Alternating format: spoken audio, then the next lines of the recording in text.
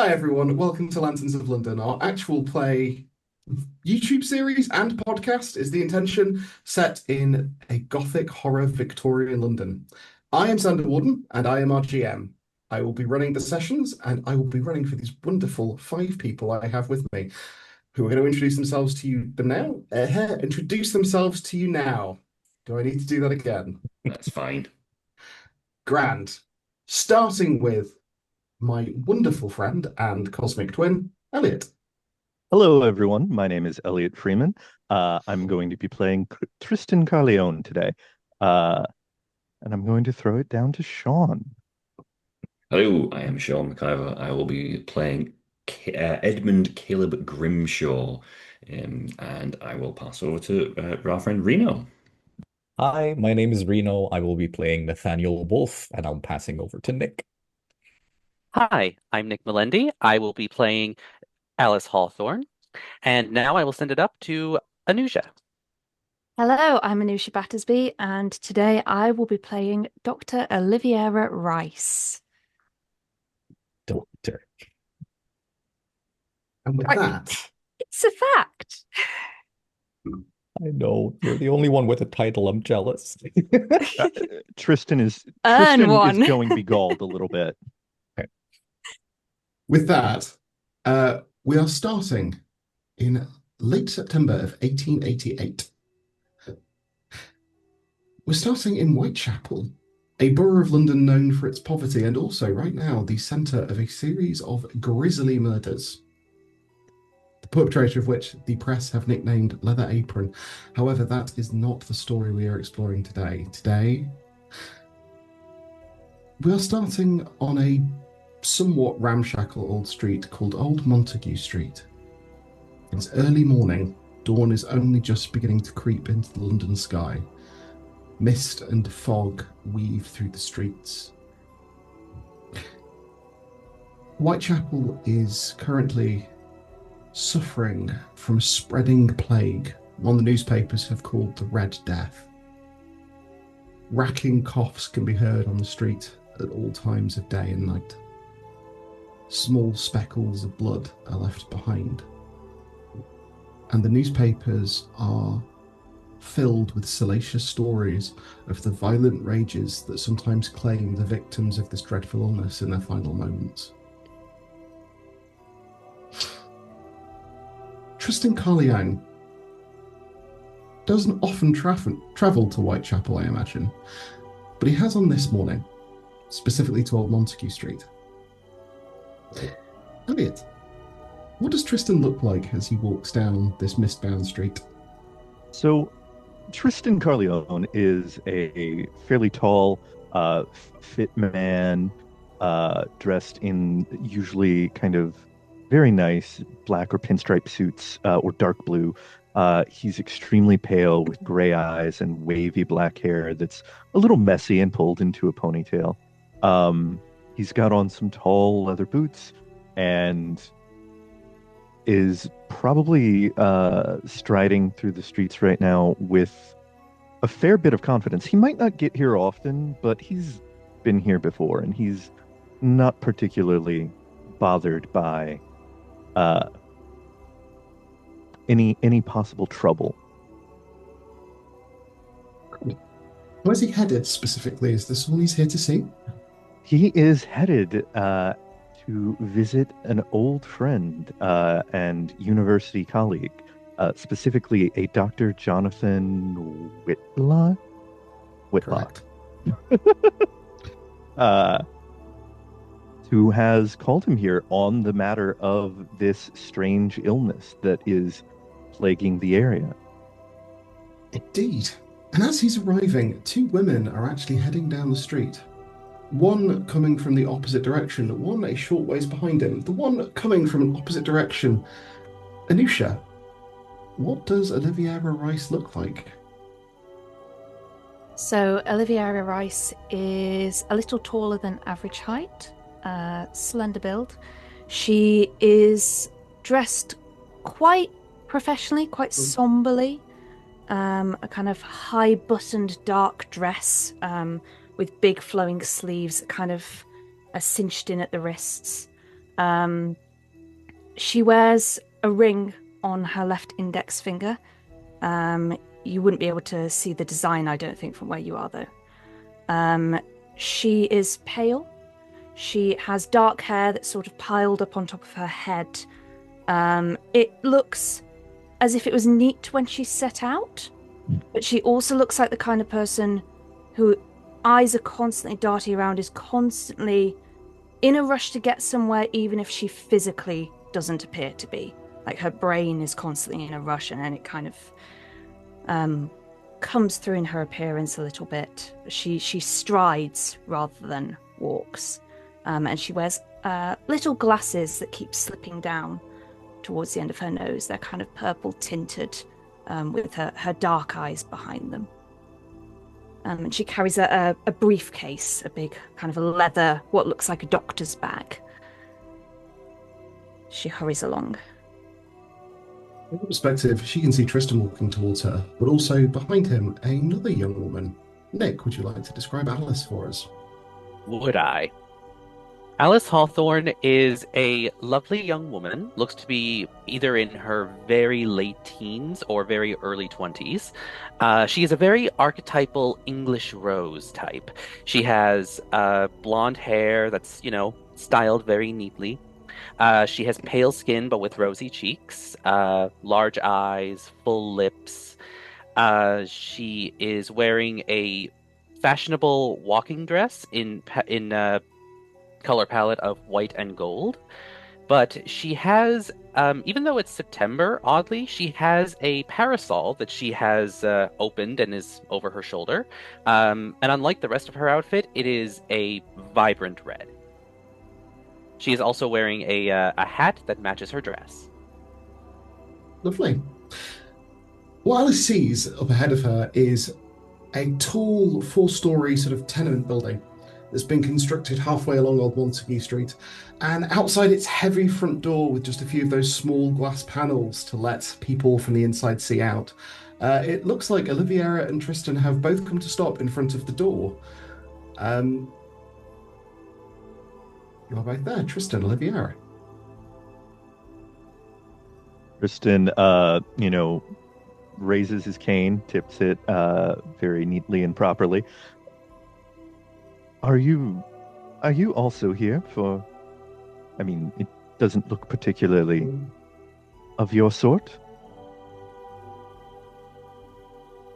You don't remember, do you?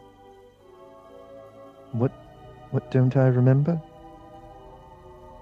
Tristan, isn't it? Yes. I'm terribly sorry. We've met. No worries at all. I have been abroad for some years now. Oliviera.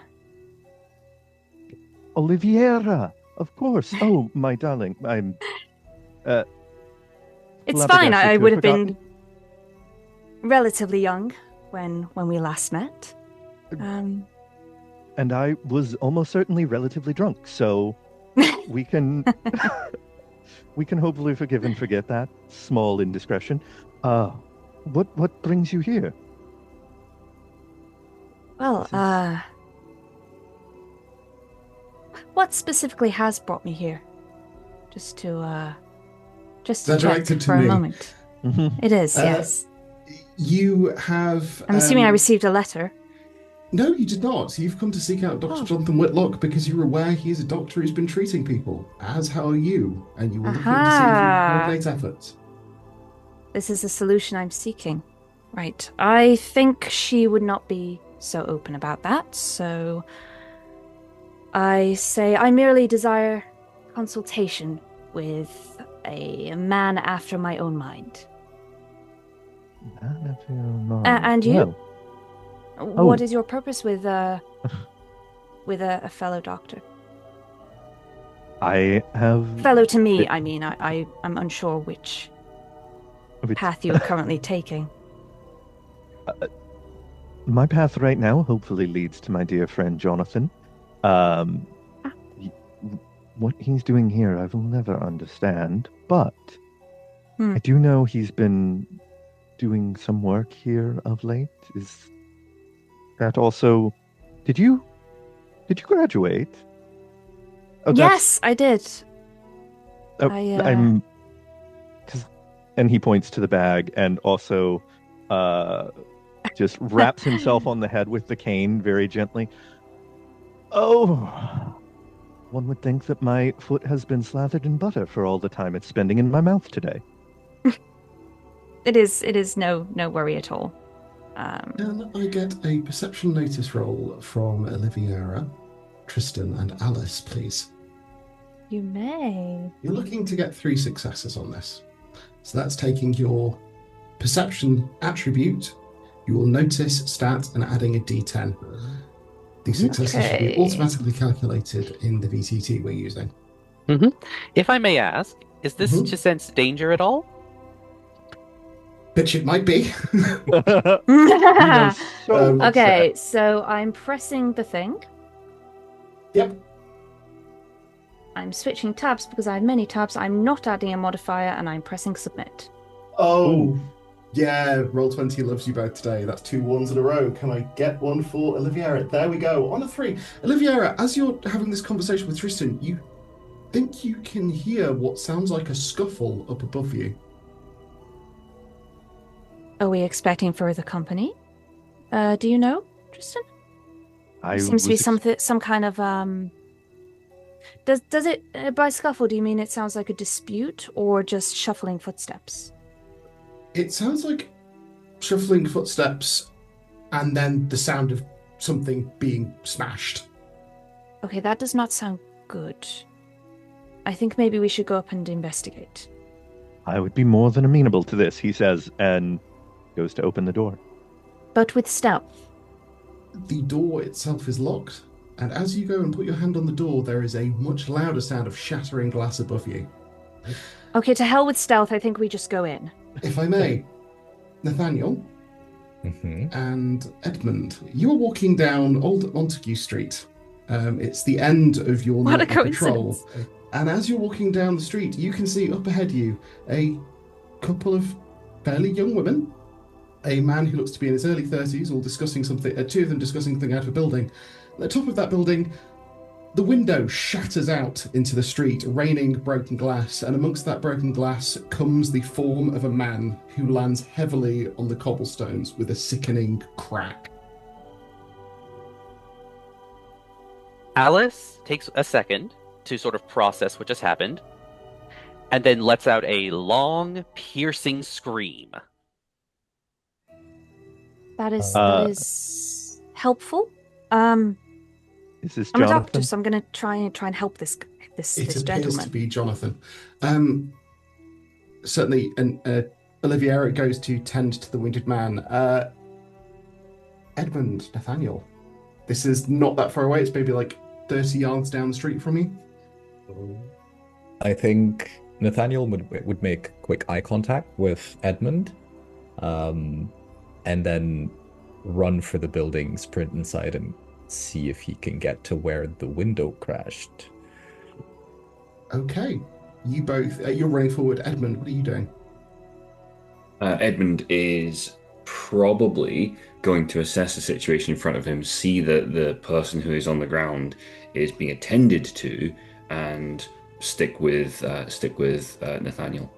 Okay, then. We'll get to your efforts to get through the door in a moment. Oliviera. As if we're racing into the building, I think that in passing, Edmund would probably call out and say something to kind of, you stick with him, we're going to go in and check things. Okay, Just so the door is currently locked, so we'll get to that door in just Yep. a second. Oliviera, you get Yes. to the form. You do not recognize this man immediately, but you get to him. He has clearly shattered several bones, at least by falling this distance. If you want to see what's precisely the nature of his injuries, I'm going to need a doctor plus perception roll. Okay, so doctor, and then do I just add that as a modifier? Yes, so you add perception. You add perception on the button on the right of your doctor skill. Doop-a-doop-doo. Apologies, I've never added things to things before. You're good. So I'm not sure how to do that. What is So- this British educational system? So what you should see on your skills tab, you should Yes. have doctor on the left. so I've Automatically clicked that will that. be set to do not click on that yet. You Aha! see next to it there is Foiled. attribute column. You want to click on the attribute that's currently next to it, which is intelligence, and change it to perception. Not redeem it. Aha. And then you click it, and then it should just be Cool. a matter of rolling it. Thank you very much. No problem. I promise, audience, the system is simpler than I would make it seem. There we go. Hey, you're a lot 13, newer than 3 the rest of us, levels. so it's all good. 13 on 3 levels. It's not bad. He's punctured a lung. There's probably brain damage from the fall. You can hear a high-pitched whistling that implies that he may have shattered his skull. He's dying. Okay, You so we can need to get see- him to a hospital. Blood is coming out of his mouth as he's trying to say something. He is choking. Okay, I put my bag under his head to raise his head up. And I listen in to see what he's trying to say. And I'm trying to comfort him as I do so. Tristan, this is a friend and colleague of yours. Are you getting to his side? I think when he sees that the door is locked, he is probably going to rush to his side. Yeah. Can I shout out to someone to call an ambulance? There is no such thing at the time. There is no such thing as a time. Nothing. Not a public one. Would he not have some kind of private arrangement? If so, Or- it would be a very complicated manner to get it here quickly. Oh my goodness. And you just hear his last words. Follow the song? Ren.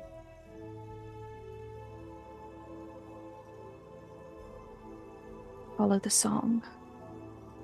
And the name Catherine. Catherine. Follow the song, Catherine. His eyes go dull. While this has been happening, you get to the door, Edmund and Nathaniel, and immediately you try and shift it but find that it's locked. Looks like a fairly heavy iron keyhole. Is it just a plain door? Does it have any windows, like small windows to it? Has small windows set into the front yet. Would breaking those help me open it from the inside or not If at all? the key was inside, on the inside, stuck into the lock, then possibly, but you can't tell that without examining it. It's not like a Yale lock now where you can sort of move it. Oh gosh darn it. Edmund is okay. Father Wolf, don't think less of me. And then he's going to try and pick the lock. Okay, can I please get a dexterity crime roll from Edmund? Ah. Ambulances were earlier in America, this is why. That's why I had ambulances in my head. Boo. Just didn't make it, I'm afraid. You try, but it does feel like there's something blocking the lock. Piss and bones. It's not going to work. Let's try and smash it down, I suppose. Would I be aware enough to offer a hairpin? Or try and pick the lock if that would work? I think That's what I've just done. Oh, okay. I think Nathaniel would be too impatient and try and smash open the door. That is Okay. fair. Nathaniel, do you want to make me a strength athletics check? Yes, I am also going to take I'm gonna use a drama point for a heroic action, if that's Okay. yeah. Can I- How are you doing this particularly dramatically? I wanna Can I get Edmund first, sorry? Can I do a help action and we'll do like an on 3 in both of us?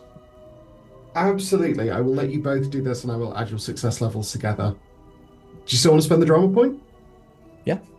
Okay. That's plus 10 as you're using a heroic feat. And what is what it am we're I doing? rolling for this? Are you rolling strength athletics? I Nino's will let already you use spending his unarmed combat if you wish. Sorry, say that again. What is it I'm rolling? Athletics with strength or athletics with unarmed combat with strength, whichever you prefer. So, like, It's right at It's the end of the list for me. Mhm. bottom right is athletic. Bottom sure. right. Oh, I There- thought it was in, and yep, okay. It Apologies. feels like it should be one of the first. I know. It Because in the totally original should be. system, it was called Sport. Ah. Ah. It does indeed. They're the same bonus for me, so this is fun.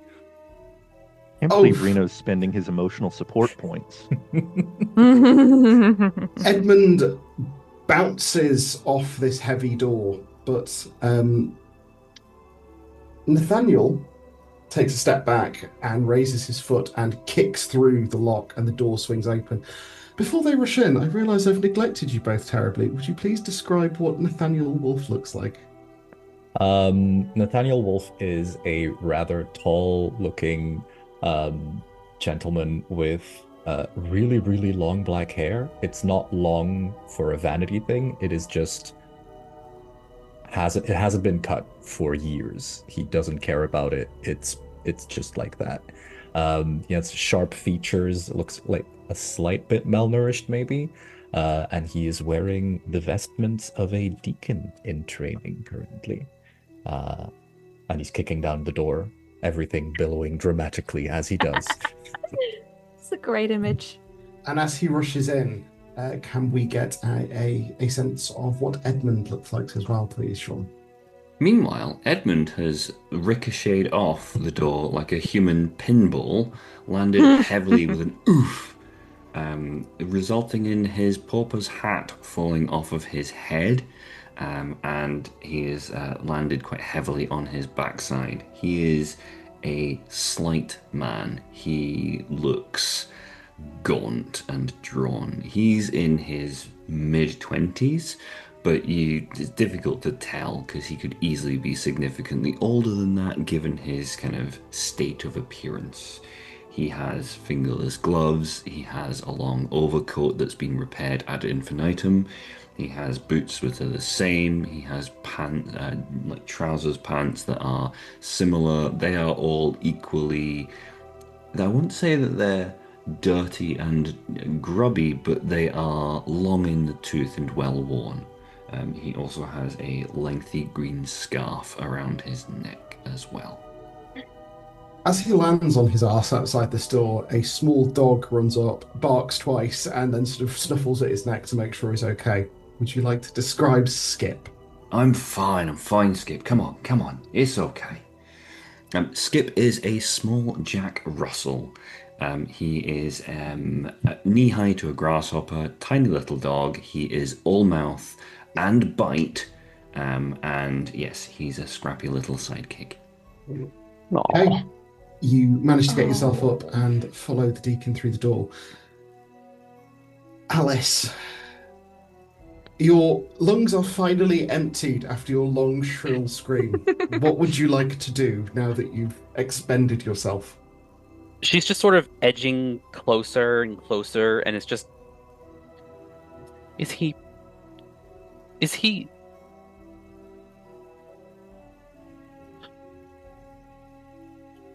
God. How did this happen? Is someone up there now? I believe he fell from a window. Is what Don't happened. fall like that. Like- Tristan stands up, and all the warmth has gone out of his posture and his eyes. Does he have any frame of reference for a Catherine that might be connected to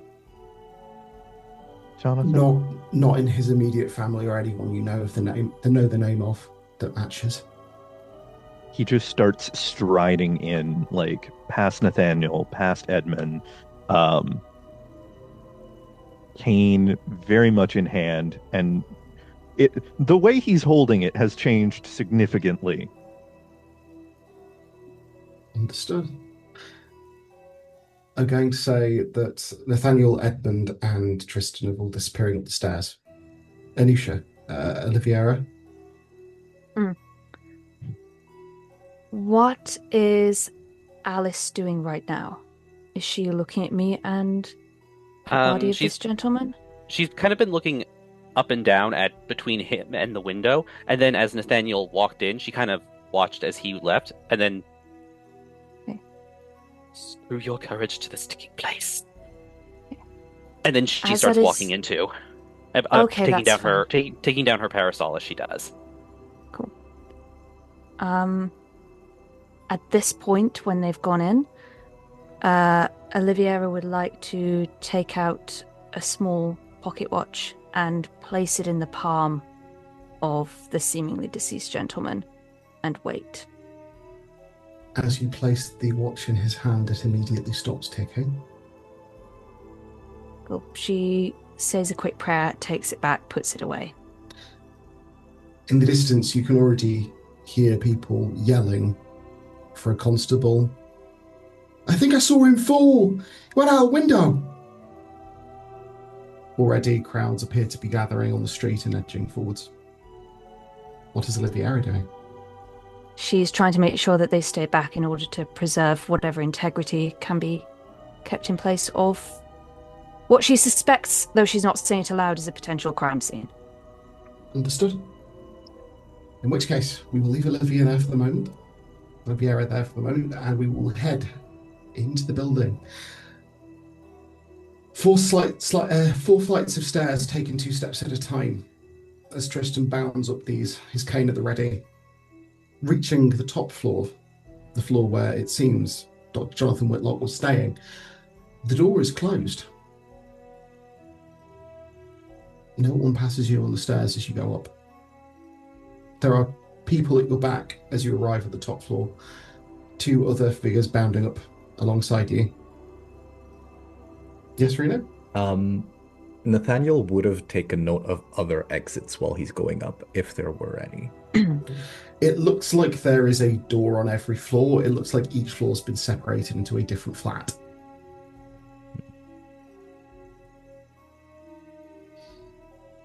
Tristan tries to enter. It appears to be locked.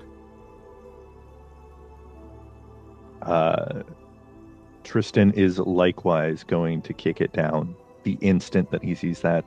And I will also be spending a drama point Oh yes, for that. burn through those drama points. Do that for me. I love it. Please make a strength athletics roll. Doors, every RPG party's worst nightmare. Oof, on a 6, I'm going to say Edmund and Nathaniel crest onto the top landing as they just see splinters fly as this door splits almost in 2 from an incredibly firm kick from Tristan, who then strides through. On your left is the window that your friend was seemingly ejected through. Small shards of glass have fallen on the inside, but enough force was propelled through the window that most of them were carried to the streets below. Opposite you, there are a few empty bookshelves, seemingly largely covered with dust. On the right, there is an old couch that looks to be covered with cushions and blankets. It looks disheveled as though someone's been sleeping in it. And opposite that, a large trestle table covered in what looks like large pieces of broken glass, brass, and puddles of various liquids of different colours. That is what you see at a glance. At the back, opposite the window your friend has been ejected from, there is a window. It is currently standing open. Zero doubt Tristan beelines for that window. Okay. Looks out it, gets out it if needed. Immediately you look out it, there is a roof lower than you, probably about 5 feet down. It looks like it goes up to the 3rd floor and then stops, like a sort of extension on the back of this building. There is a drain pipe that looks like it's come away ever so slightly from that extension. All of this leads back out onto a small courtyard that appears to contain like small plots of land, essentially gardens for these tenements and flats. You can't see anyone out there at a glance, but you can make a perception notice roll.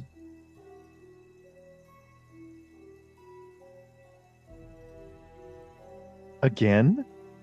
You can't see anyone at the moment.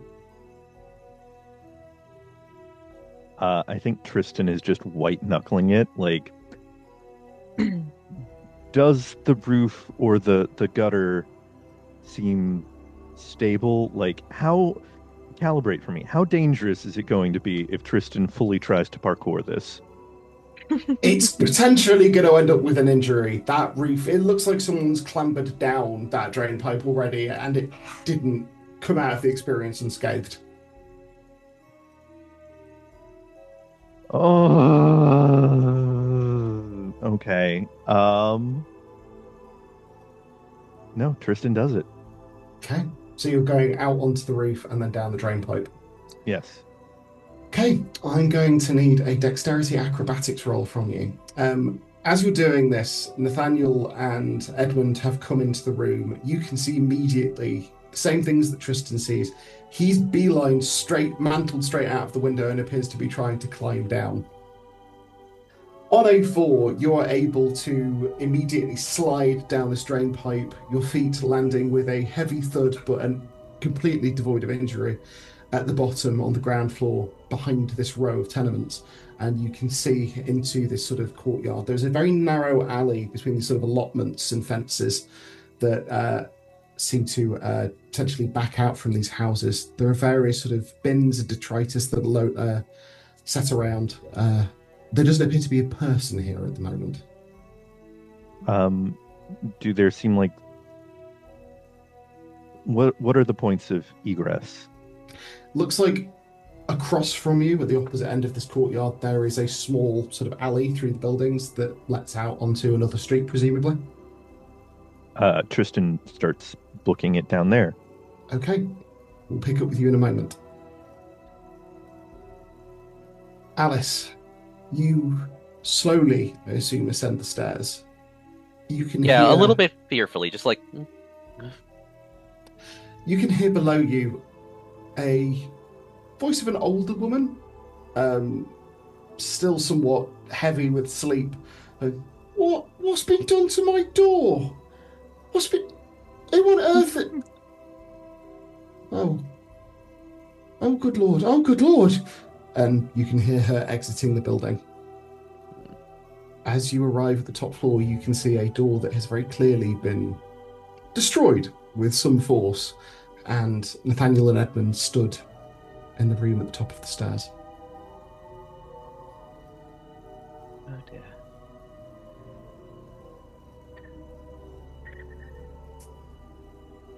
Well, I think once Tristan leapt out the window, Nathaniel would have taken a moment to collect himself. And then try and pick up as much information from this room as possible without going inside it too far. I don't want to mess up anything. Would you like to make me a perception notice roll? Well, I hate those, and you know it. Do I get my +4 bonus for elementary observation on this one? I believe it's a +3 bonus, but yes. Or is it +4? Did I say +4? I have the qualities and drawbacks right here. Let me look it up. If I said +4, you can have +4. Xander's like, oh no. It's a +4. +4. Okay, it's +4. Why did I do this to myself? Yes, you absolutely may have your +4 bonus. To see everything. Come on. Shame us, Reno. That's the worst I could have done. That's the worst you could have done. It's 2 successes. That's absurd. That's beautiful. Even when you're all playing only humans, you still use elf eyes to see. It's just offensive. You immediately start examining this room. So what strikes you immediately walking in as you're looking over at that long table? It's very heavy, probably a dining table in its original intention. It is covered in shattered glass, pieces of brass, and what looks like pieces of sort of copper tubing. And there are various different liquids that appear to be pooling under it. The ones that leap out to you immediately are the red, sticky-looking pools that you are almost certain must be blood. You also see drops of blood along the floor that appear to be leading to that back window. Are those drops of blood connected to the large puddles on the table, or is it? No, they appear to be independent. In fact, if you're heading into the room at all, you can see at that back window there are actually drops of blood on the mantle, and you looking out can see they're on the roof tiles as well. Did Tristan head in the same direction? Do I have any sense of that? Tristan seems to have gone out. Well, you've seen Tristan go out the window as you have arrived, yeah. Okay. I'm taking a mental note of that. Okay. While you're doing that, Edmund, what are you looking at? What are you doing? Well, he's standing looking around. Edmund's walking into the room and having a good look around. Edmund's walking over to the table. Edmund's having a good look around. Edmund's probably smelling some of the liquid that's on the table. He's probably picking up some of the. Yep, he's probably picking up some of the brass tubing that's there, having a good old look at it. Can I please get a perception notice roll from Edmund, please? Sure.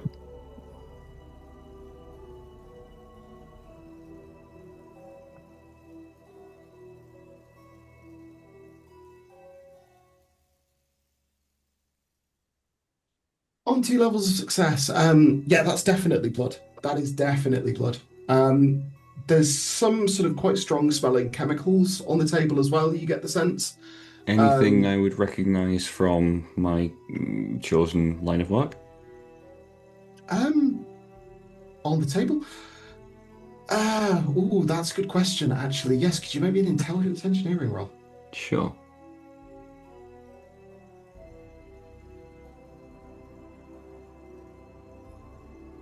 No. No. There's definitely some bits that you're looking at it that you think might actually be constituent parts of some kind of small machine. What that machine was, you are not certain. You would need to take more time examining it. I think I'm going to put another player out of their misery before we go any further. Oliviera. In the time that other people have been examining upstairs, the landlady has come out, and through a connection of whistles, a couple of constables have arrived. You've been able to explain in brief terms that you've seen him fall out of the window before there is immediately a rush of words that come out of this landlady. Oh, I saw everything. He's come out of that window up there. And not only that, some people have broken my door. Now, I suspect they're the people who must have thrown him out, at which point you've been able to smooth things over and explain, no, those people attempted to help. But these police officers seem to be thoroughly occupied with this somewhat older woman. Okay.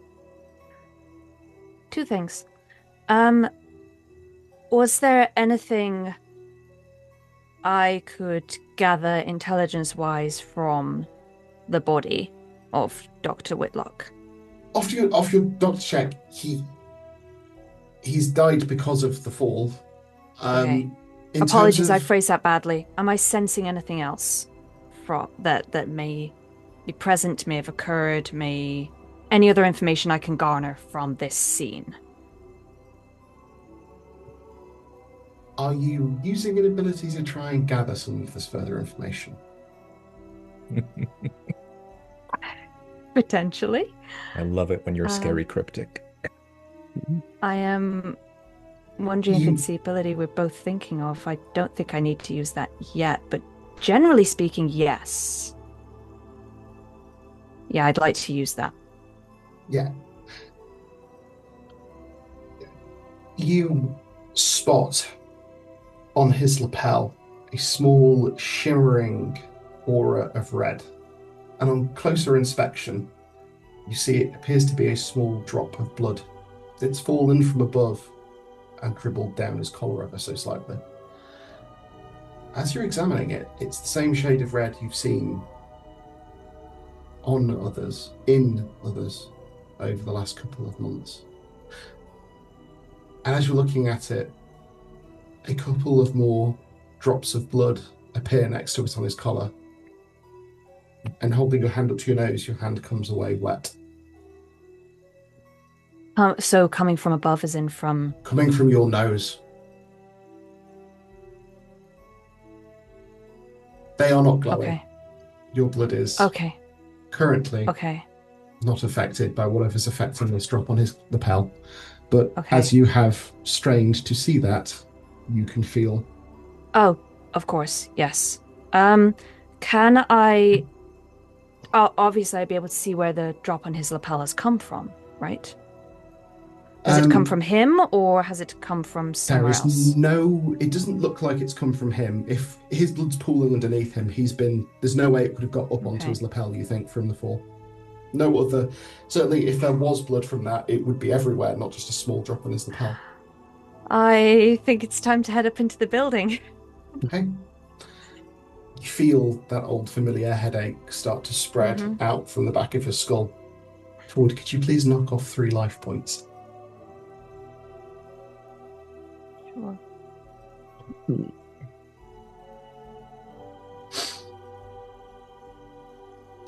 Alice.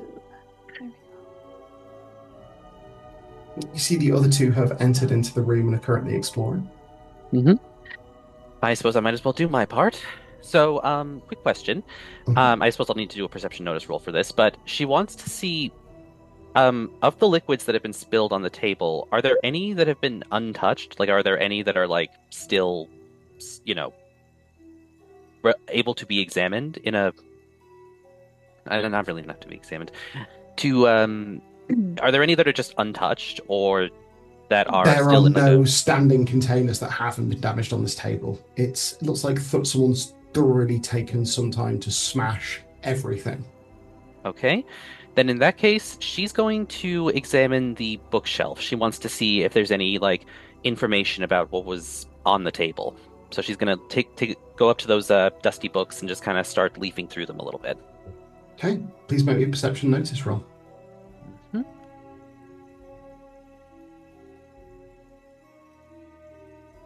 Fuck.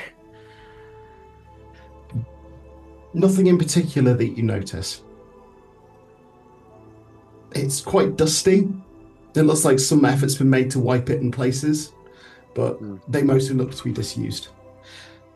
I will leave you there to call back to Tristan. Tristan, you hear, alongside the throbbing of your own heartbeat, the sound of your boots clattering on the cobblestones as you run down this alley and into a neighbouring street. You get out onto the neighbouring street, and there are people back and forth, horses and carriages. Immediately, this is a significantly busier street. What would you like to do? He's going to like keep his head on a swivel, surveying. Does he see anyone who looks like they have been like a fixture on the street? Like not someone passing by, but someone who's been stationary, who might have had an opportunity to notice someone. Ooh. Odds or evens? Oh, always odds. God damn it. Evens, I'm afraid. It looks like most people are going about their business. There doesn't look to be anyone like a newspaper seller or anything who would have been stationary on the street. It looks like everyone's kind of moving through the space at the moment. This is more of a thoroughfare. And he doesn't see any sort of trace of... Make me a perception notice roll. Why would you do this to me? Because it's the way the game works. It's not my fault. A likely story. On a 1, because you have been quick and you have made a great effort, you turn around frustrated and stymied in your pursuit of whoever you think may be responsible for this. And as you turn, you feel your coat catch for a moment on an exposed piece of like a bracket from the drain pipe at the end of this alley has come loose. And it catches your coat momentarily as you turn. And as you go to free it, you see stuck on it is a small torn patch of what looks like thick leather. Maybe from like a workman's uniform or apron or something. He absolutely takes it. Excellent. You start heading back in the direction of the ring. Okay. Out of interest, would you try and go back up the drain pipe, or would you go around the long way to the front? So as he is like passing through here with the leather in hand, like he blinks to himself a few times and just kind of like shakes something off, and yeah, probably heads the long way round. Understood. I'm going to say, just for the interests of Oliviera, as you turn and about to head up through the door, rounding the corner and coming back to the front appears to be Tristan. Do I see what he has in his hand? No, it's Tristan. in his pocket now. Were you not? I thought I saw you go up with the rest of them. I was up, then I was down, then I was across, and then I was down again, and Okay, did you see anything? Did you find anything useful?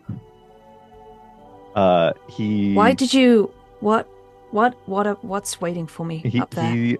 he's not going to pull her away, but he is going to like gently touch her on the arm and then start heading up away Okay. from the constables and the landlady and anyone else who might hear Uh-huh. them. I don't resist. I go with. There was a scuffle upstairs. I followed what must have been the perpetrator's path, down a drain pipe, across a roof, into a courtyard of some sort that led out onto one of the main thoroughfares. I couldn't find anything except this. And he shows her the piece of leather. Okay. Number one question from both myself and Oliviera. Is there blood on this piece of leather? Not that you can see. Okay. Number two question, because paranoia. Is Tristan wearing gloves? Tristan, are you Would wearing Tristan- gloves? I forget, is Tristan wearing gloves in his artwork?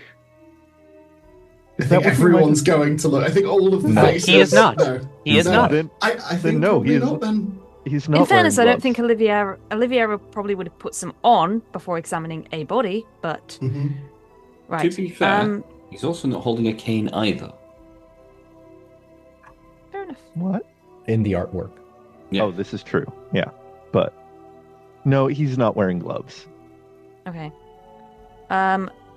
Oliviera is going to ask him how he, like, what was it that led him that way? How did he end? Was it a trail of some kind? I think this is while heading up the stairs. I mean, no proper trail. I'm not a bloody bloodhound, but there was a drain pipe that was askew. I can only assume that was how the perpetrator escaped. So I followed that down across the roof. The only logical point of egress was down into the courtyard, and then I found this stuck along a pipe. Right. Then just a busy street full of people going about their own business.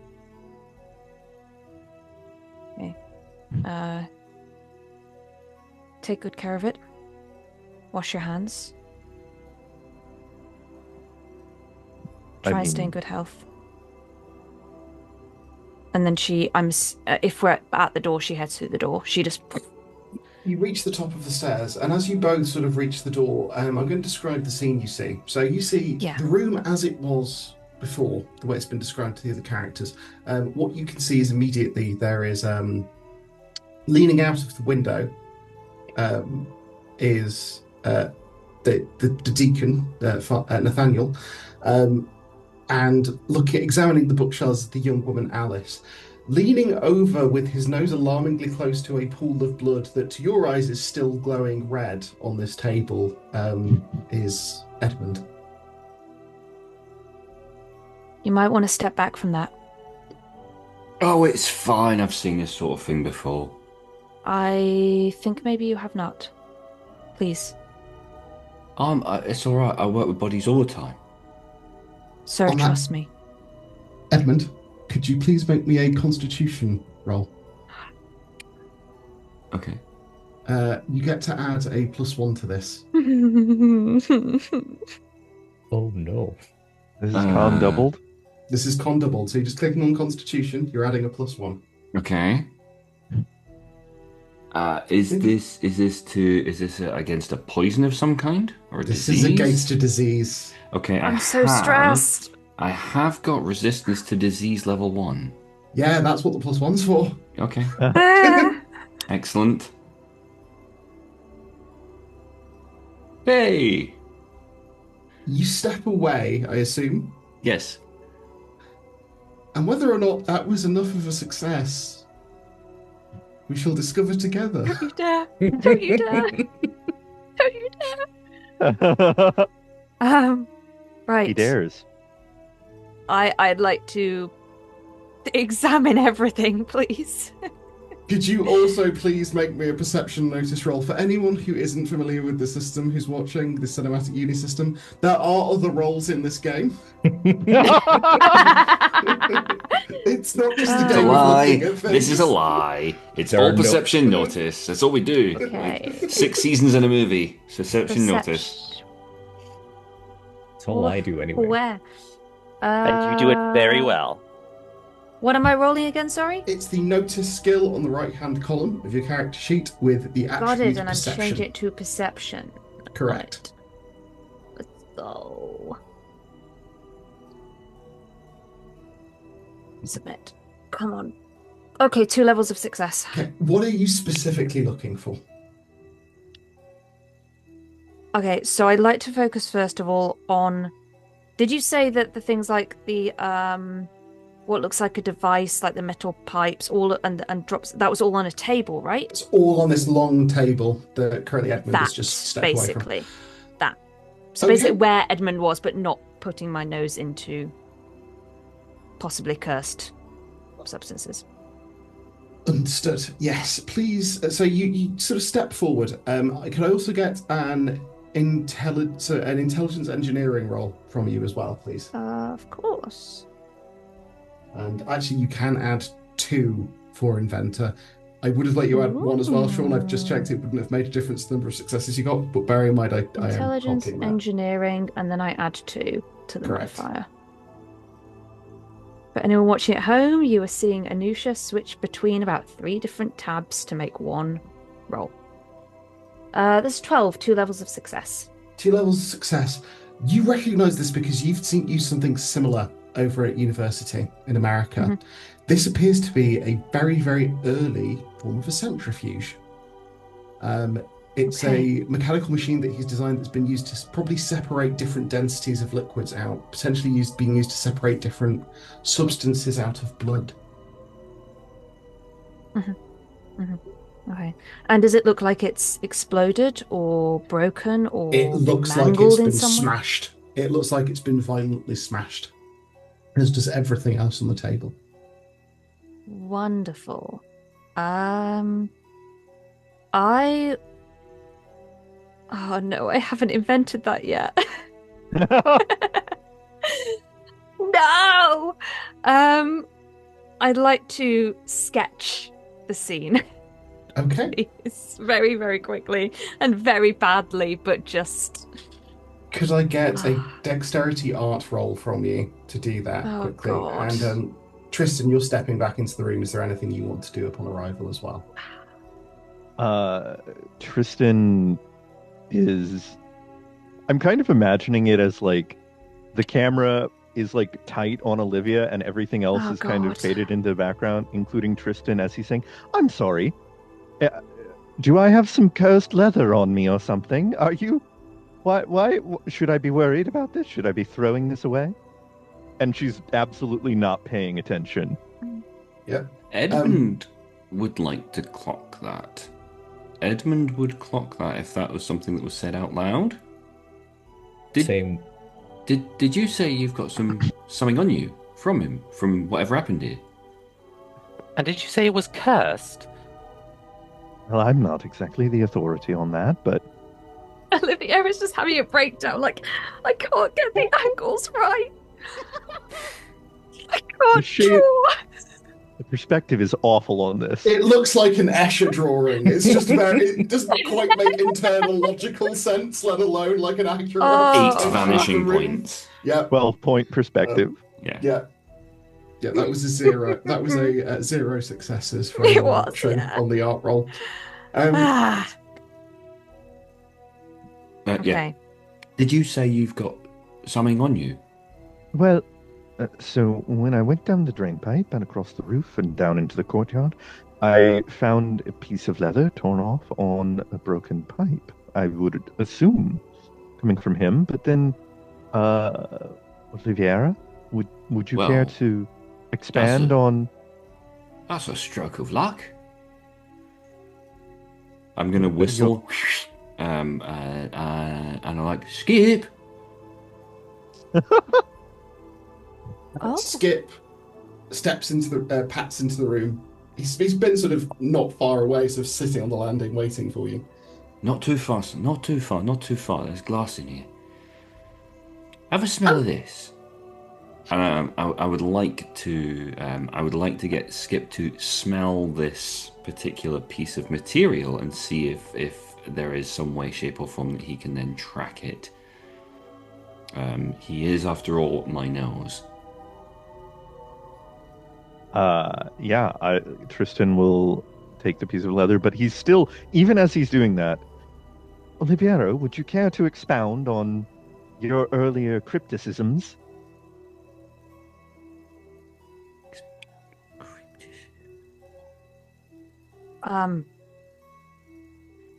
I will be with you in one moment. Before she starts throwing research at people, Oliviera would like to just see if there's anything else in this room that is worthy of attention or information gathering. However, the easiest way to do that is, whether it's bookshelves, whether it's the floor, whether it's the window. I will let you make another perception notice roll if you're expanding Yeah, your search. And if other we people are are looking at things beyond what they were initially looking, I will let other people make another perception notice as well. We are sinking into the migraine, buddy. We're doing it. Notice perception. Here we go. Do I need to add anything, or will we automatically apply things? I will automatically apply the ability that you're referring to. In fact, you don't need to spend the life points again. I'm going to say that hasn't expired since you last used it. Thank you very much. Again, the crypticisms. Oh! Okay, on 3 levels of Nice. success, so what you notice is that blood is definitely glowing red. Nice. Same that you've seen in others. It's got the same shimmering red aura to it, as do the drops of blood that are on the floor and leading up onto the windowsill. Okay, And nobody then touch that. And then she carries on, just next thing. The windowsill that I've already touched. some of the substances on the table appear to be glowing faintly in other colours. Blue, green. Is anyone else doing any other examinations of the room? I have two things specifically I want to look out for, and I don't know if I need to do 2 rolls for that, but I want to see if whatever smashed everything on the table is still in the room, or if I can get a sense of what it was from dents in the table or whatever. And second, I want to look by the window to see if there are any signs of the scuffle that was heard earlier. Okay. I'm going to want another perception notice roll for you, just the one for both things. I'll let you Okay. have. And if you could, you do get to add your elementary observation bonus to that as well. Cheers. Oh my. What? This is where Reno puts all his points. It's allowed. Oh it's my allowed. goodness. I made an eyeball with long wavy hair. That's my character. That's what I do. That's always your character. That's who you are as a person. So, I'm going to have to describe a few things. One, there are dents in the table. They are long and they are thin that make it look like this was done with some sort of bladed implement. Looks like a heavy, short blade has been used to do this. It was done thoroughly, it was done consistently, mechanically almost. And there are lots of those dents in the table where you can see they've gone over the same spot repeatedly, just to make sure everything is thoroughly destroyed. You notice on the bookshelves what Alice took as a partial effort to tidy the dust is actually someone sweeping the few documents that were on it off it, presumably into some receptacle they've taken away with them, because there aren't any documents now. Apart from that small piece of paper just coming out from between 2 floorboards on the floor.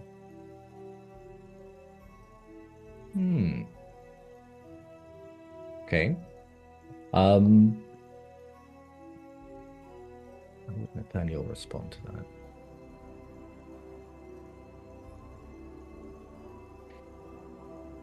I think he'd just walk over, and just point at it. Has anyone seen this? Oh, no, I didn't even.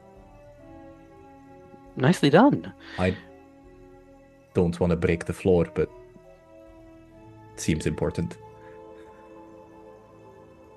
It looks like you could probably just pluck it out. It's a piece of paper that's slipped between the cracks. You could probably just pull it out. Oh, so it's not like secret cavity underneath the floorboards. Okay. It looks like when someone swept everything off the shelf, a piece of paper has slipped between two of the floorboards and therefore has gone unnoticed. I'll grab that myself then.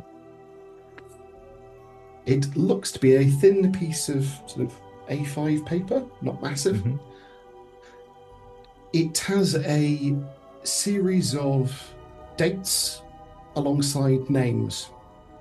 Just simple list of names alongside dates, all over the last 2 months. And at the top, there is a letterhead for Sato's Apothecary.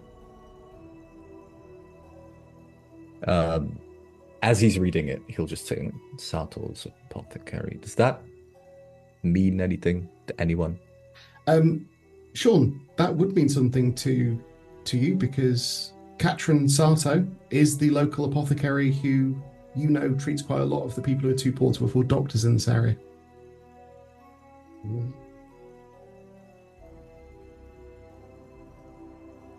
Okay. Catherine Sato. She deals with a lot of Katrin.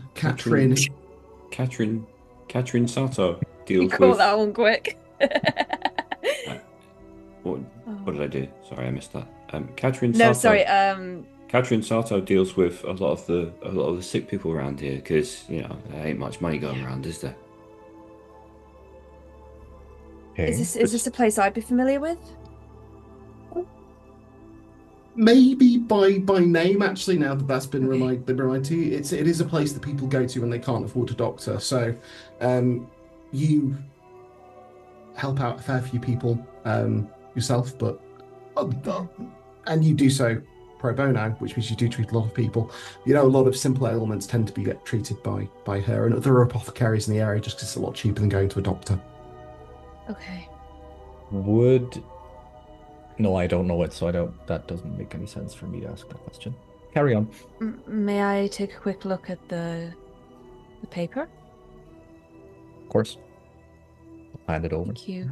Do I recognize any names on the list? You recognise the name Annie Cooper. Okay. And how far up or down the list is She evidently went Annie to Katrin Cooper? about 3 weeks ago, which was about a week before you started treating her. Cool. Right. Sorry, my brain shut out of character. My brain shut down for 2 seconds because even though I'd read Annie Cooper, hearing it aloud reminded me I have an ancestor called Annie Cooper. And that freaked me out for a brief second. I'm really sorry. Any eldritch weirdness that spills over into real life is purely a mistake on my part and not It's something I'm fine. doing on purpose. It's fine. Sure. I admit Right, to feel but that it's it's not not something I can help. Not that long. Okay. I bank that. I give the paper back. Did I also see the name Annie Cooper? I'm very sorry for interrupting. No, Yes. You do recognise the name Annie because you have a friend with that first name. Cooper is not her surname.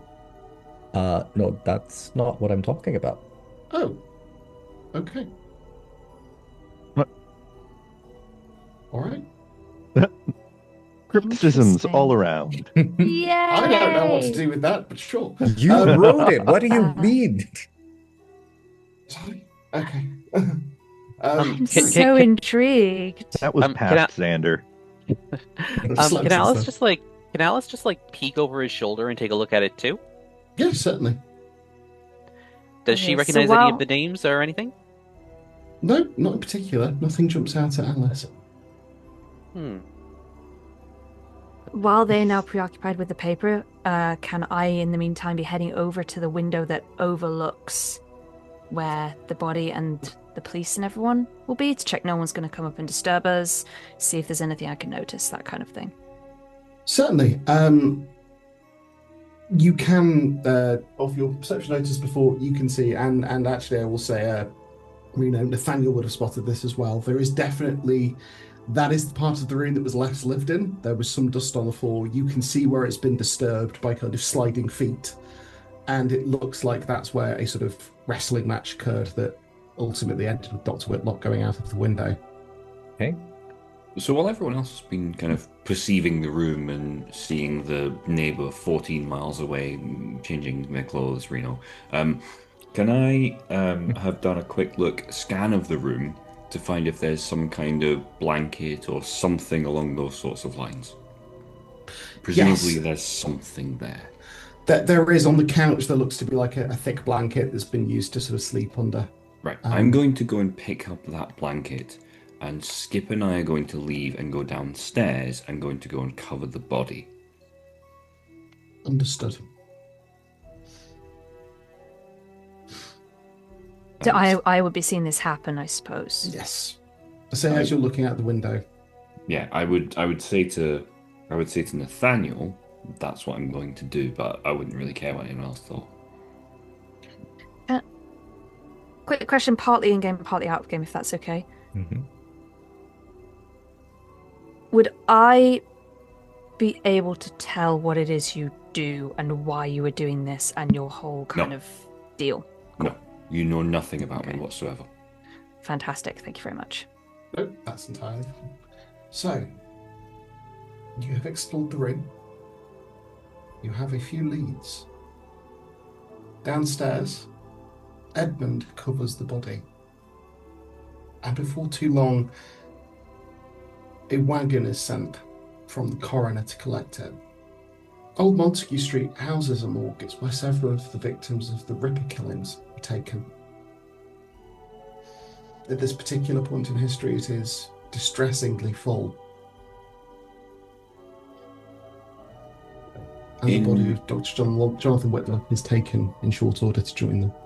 In covering the body, I'm going to surreptitiously and very carefully check if he's got anything on his person as well. Okay, I'm going to say there are constables nearby. They're being distracted by the woman you presume actually from what she's saying may have been his landlady. Okay. I will play this one of two ways. Mhm. Presumably, I am known to the constables, at least in passing. Yeah.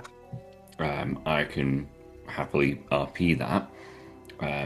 Or alternatively, I can do some kind of conversational thing whereby I distract them with what I'm saying in order to allow me to buy time to do that as I'm covering the body. Because they wouldn't question that given what I do. No, absolutely. Actually, odds or evens? Odds. Didn't work for Aurelia, it might work for me. God damn it, Not it's afraid. exactly the same number. Okay. It's exactly the same number. Unfortunately, one of the two constables is not someone you know personally, but you're able to sort of chat them up if you wish. What is it you'd say? Remind me of the time of day? It's quite early morning, so it's just after dawn. Okay, understood. In that case, I would do something like, morning officers, my name's Edmund, I work at the local church, dealing with bodies and such like. I'm also have been out this evening on the Mile End as part of the Mile End Vigilance Committee, trying to do our part for the Montague Street residents. I was here when the unfortunate incident happened, and I'm just wanting to do the respectful thing and cover the body, if that's all right with yourselves. Yeah, of course. Will the father be out? Is he part of his congregation? Yeah, well, I mean, we've got deacons up there, so he'll presumably be coming back out in just a moment. He wanted to go and make sure there wasn't anything else up there, you see. obviously, brother, body will have to be taken down to the morgue and be seen by the coroner. But naturally, once that's yeah. done, we'll let the father know. Oh, yeah, fantastic. I'll be sure to say to him as well. I just want to do a respectful thing and just cover him up now here, if that's all right. That's for the best. Seems like there's a crowd gathering. There's a lot of people around. It's not right. It would be better if it was just covered up. Please do. And I'll say you've given yourself sufficient cover. You can check his pockets quickly. Ah. He has a slightly tarnished silver. He has a slightly tarnished silver pocket watch, a pocket knife, a small wallet with some coins in it. But otherwise, he doesn't seem to have very much on his person that you're able to find. Okay. I will leave the wallet. I will take the watch and the knife. I tell a lie. There is one other thing you find. There is a small case, and inside, it's a small leather case that's bound, that's in his pocket. You are probably not going to want to open that immediately in front of the officers, I would say.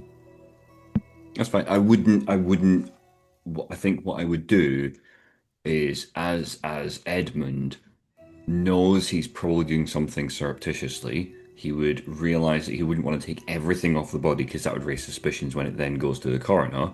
He would leave the wallet and just pocket anything else in any available pocket. Right. Gotcha.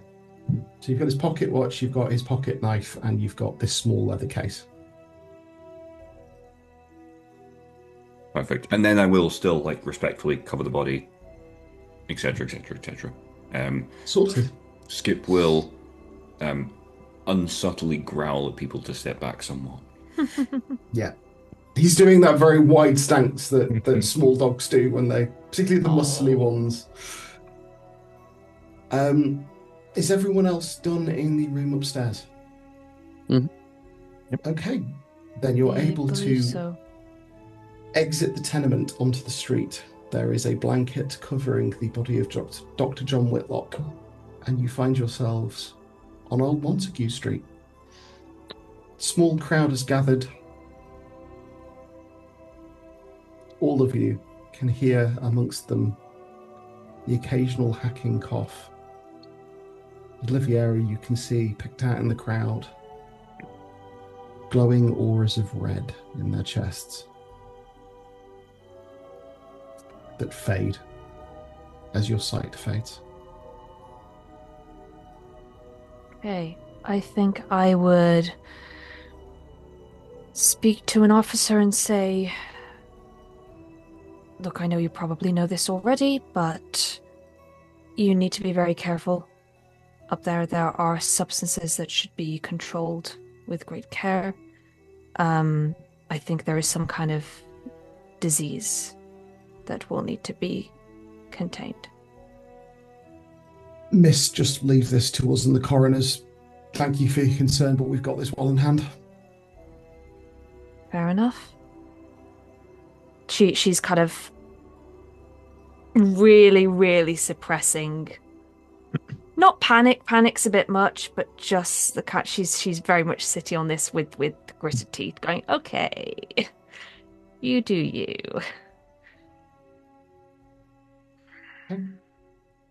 With that, you're stood in Old Montague Street. 5 strangers bound together by a bizarre tragedy that has happened in front of you. Nathaniel is going to rejoin Edmund.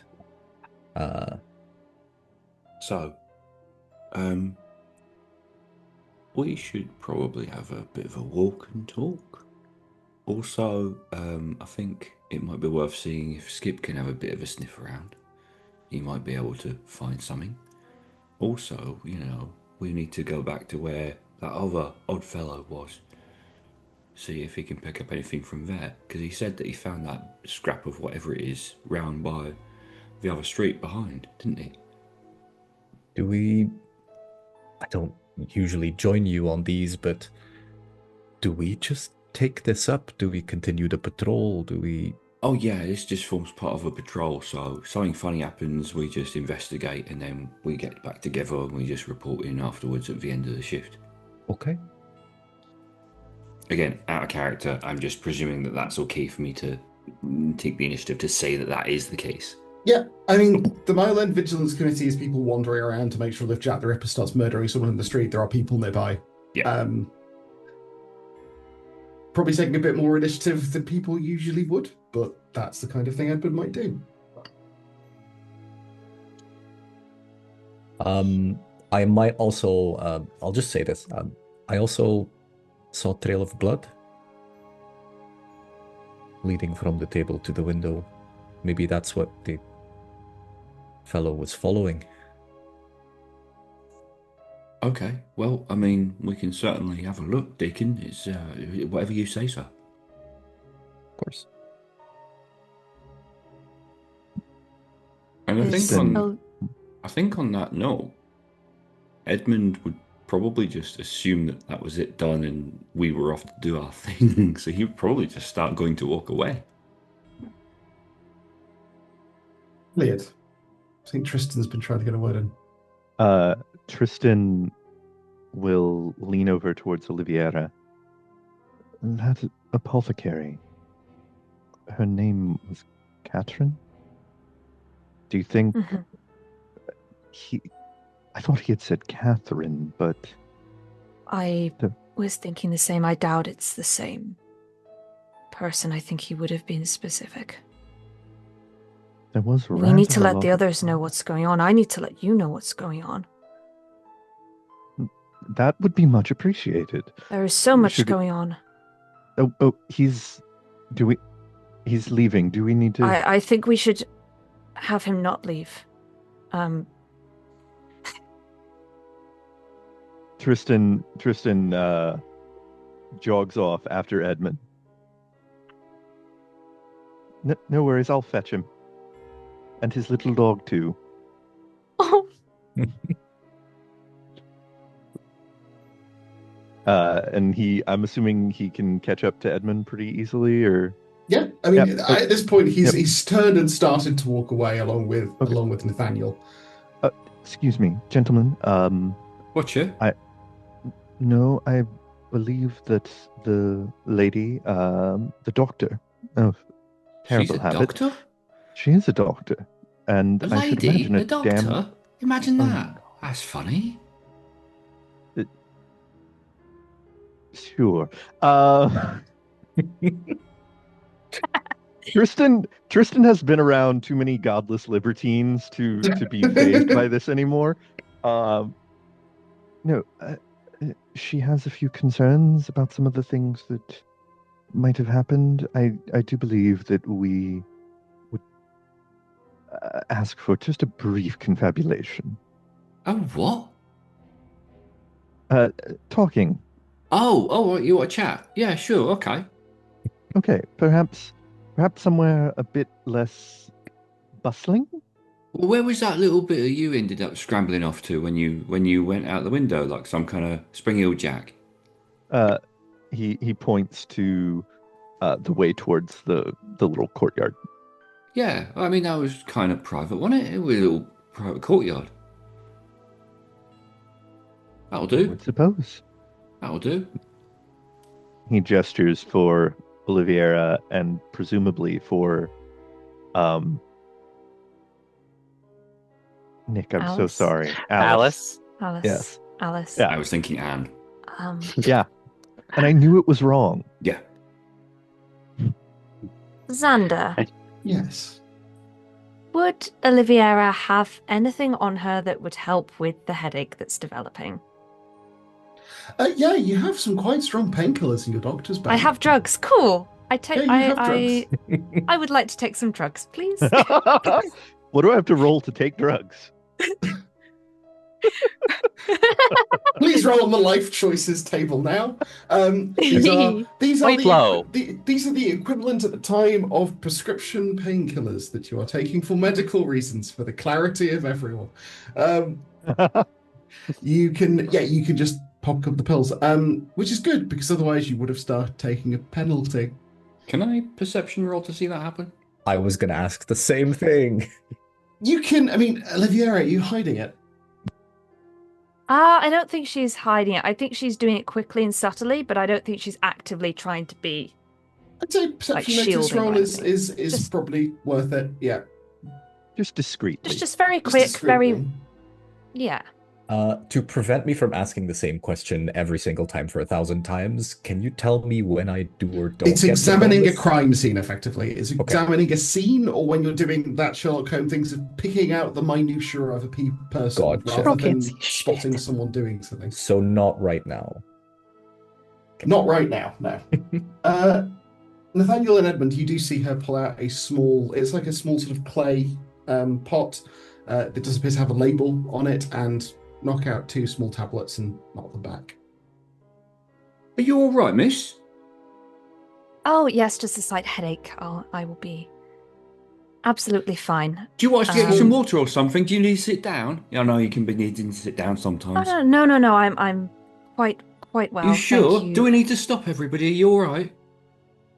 I am perfectly well. Thank Okay. you, sir. No worries. Or shall be shortly.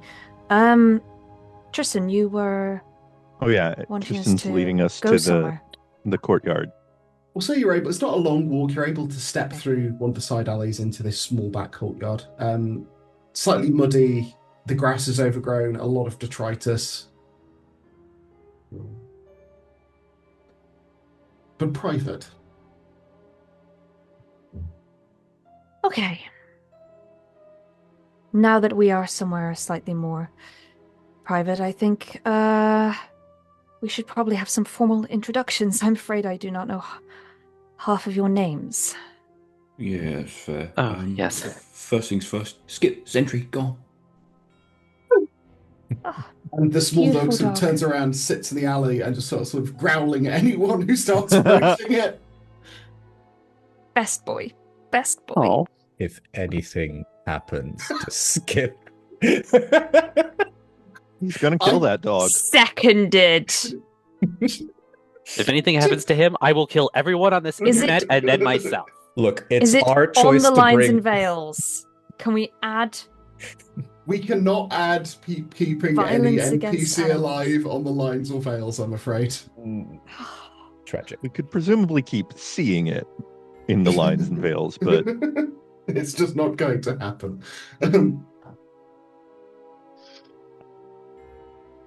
Okay.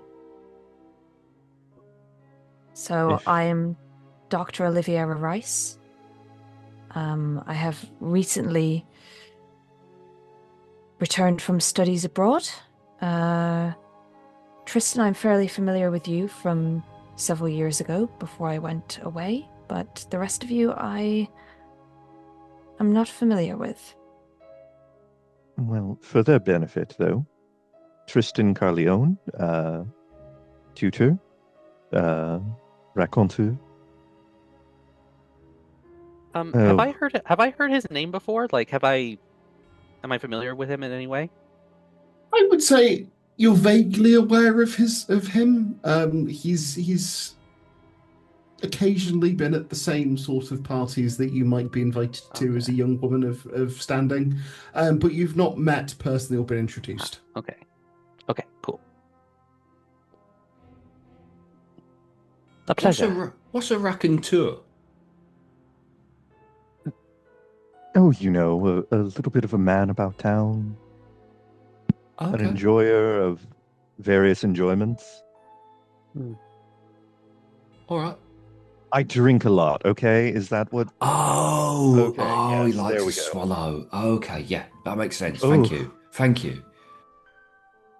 I would kindly ask you not to refer to it that way, but Who doesn't love to chuck it back a bit of swallow? It's fine. and Tristan Alice just is goes to his like happy kind of place. putting her hand over her mouth and kind of turning away to giggle in universe. Like she's just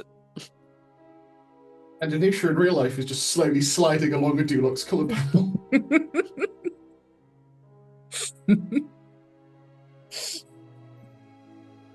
We're fine. We're Uh, Are fine. we? Nathaniel, very used to this behavior, is just completely unfazed and being Deacon Nathaniel Wolf on patrol with my friend Edmund. And Oh, is Edmund? that all? Oh yeah. Sorry. I'm Edmund Carroll Grimshaw. Takes off his hat. Nice to meet you. I don't really work for you, do I? Well, I suppose. Well, maybe sort of. Anyway, I'm a grave digger. I work for. I dig graves for Father at the church, and that's me. Yeah. Nice to meet you all. Delighted. Fascinating. And of course, lastly, and then she does like a little almost curtsy kind of thing. Alice Hawthorne, delighted to make your acquaintances. I only wish it was under better circumstances. Have I heard Alice Hawthorne's name? No, because there are about 6,000 of them. So I have just Not you've her definitely- specifically. Just not her specifically. She kind of blends into the rotating sort of social scene of young dilettantes.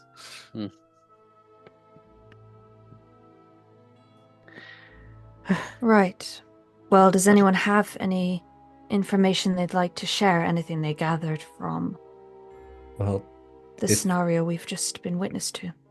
if you don't mind me asking, why is a doctor, a tutor, and a young lady around this particular building today? I was actually coming to see Dr. Whitlock. The lady of my house is an acquaintance of his. She'd heard about all his treating of the ill, and she was a bit concerned, so she sent me to check up on him. Just see how he was doing and all that sort of thing. I don't know what I'm going to tell her. I might be inclined to avoid discussing the particulars of the fact that he fell out a window and cracked his face open. Very people are wise. Thank somewhat you. turned off by defenestration. Okay. It means to fall out a window. Oh, okay. Thank you. Thank you, milady. Thank you. I Not a problem. was invited here this morning. Jonathan was a dear old friend from university, but he had sent me a letter. He said he had some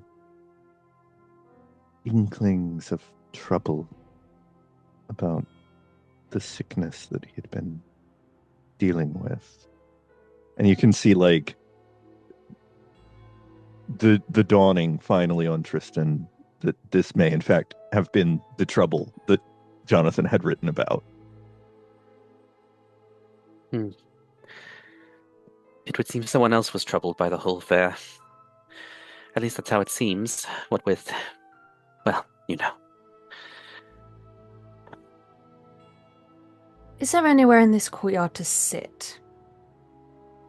There's a couple of benches and things that look like maybe like old dining chairs that have just been sort of put outside that are clearly falling apart and not holding up too well in the rain, but are being used as outdoor seating. I think Oliviera would gesture at them at this point. Of course. And take a seat herself. I came to see the doctor because I believed there would be some kind of crossover when it comes to our respective recent experiences and areas of research. I have been treating many patients recently, one of whom is named on your list, Deacon. Annie Cooper. She died recently. I have her medical notes with me. I believe that she was suffering from a similar condition to that which I've witnessed in many patients recently, and I believe the person who evaded us in that room and who may be responsible for the death of our friend the doctor may also have been suffering from that same disease. It is something in the constitution of the blood which indicates as such. Patients are also known to fly into a violent rage as a result of this. And Oh, before dear. the doctor died, Tristan, I believe you may also have been witness to this. He mentioned the name Catherine, and he said to follow the song. Now, my patient Annie spoke frequently of a red song, though she did not know what that meant. Red song. I believe that either this is a patient who has escaped, someone upon whom the doctor was testing, or someone with a vendetta against those wishing to uncover more about this disease. I think either way, this person having escaped and being in wider society now places many more people in grave danger. And I think we should do our utmost to hunt them down, if only to question them. Perhaps to detain them. Can I take a moment to see if I see the trail of blood present here as well? You can make me a perception notice roll. Hate those. Oh, he'd hate to make that roll. Awful. Awful. You can see it does go from the bottom, where the bottom of the drain pipe, out towards that alley that you can see. But you notice there appear to be two trails.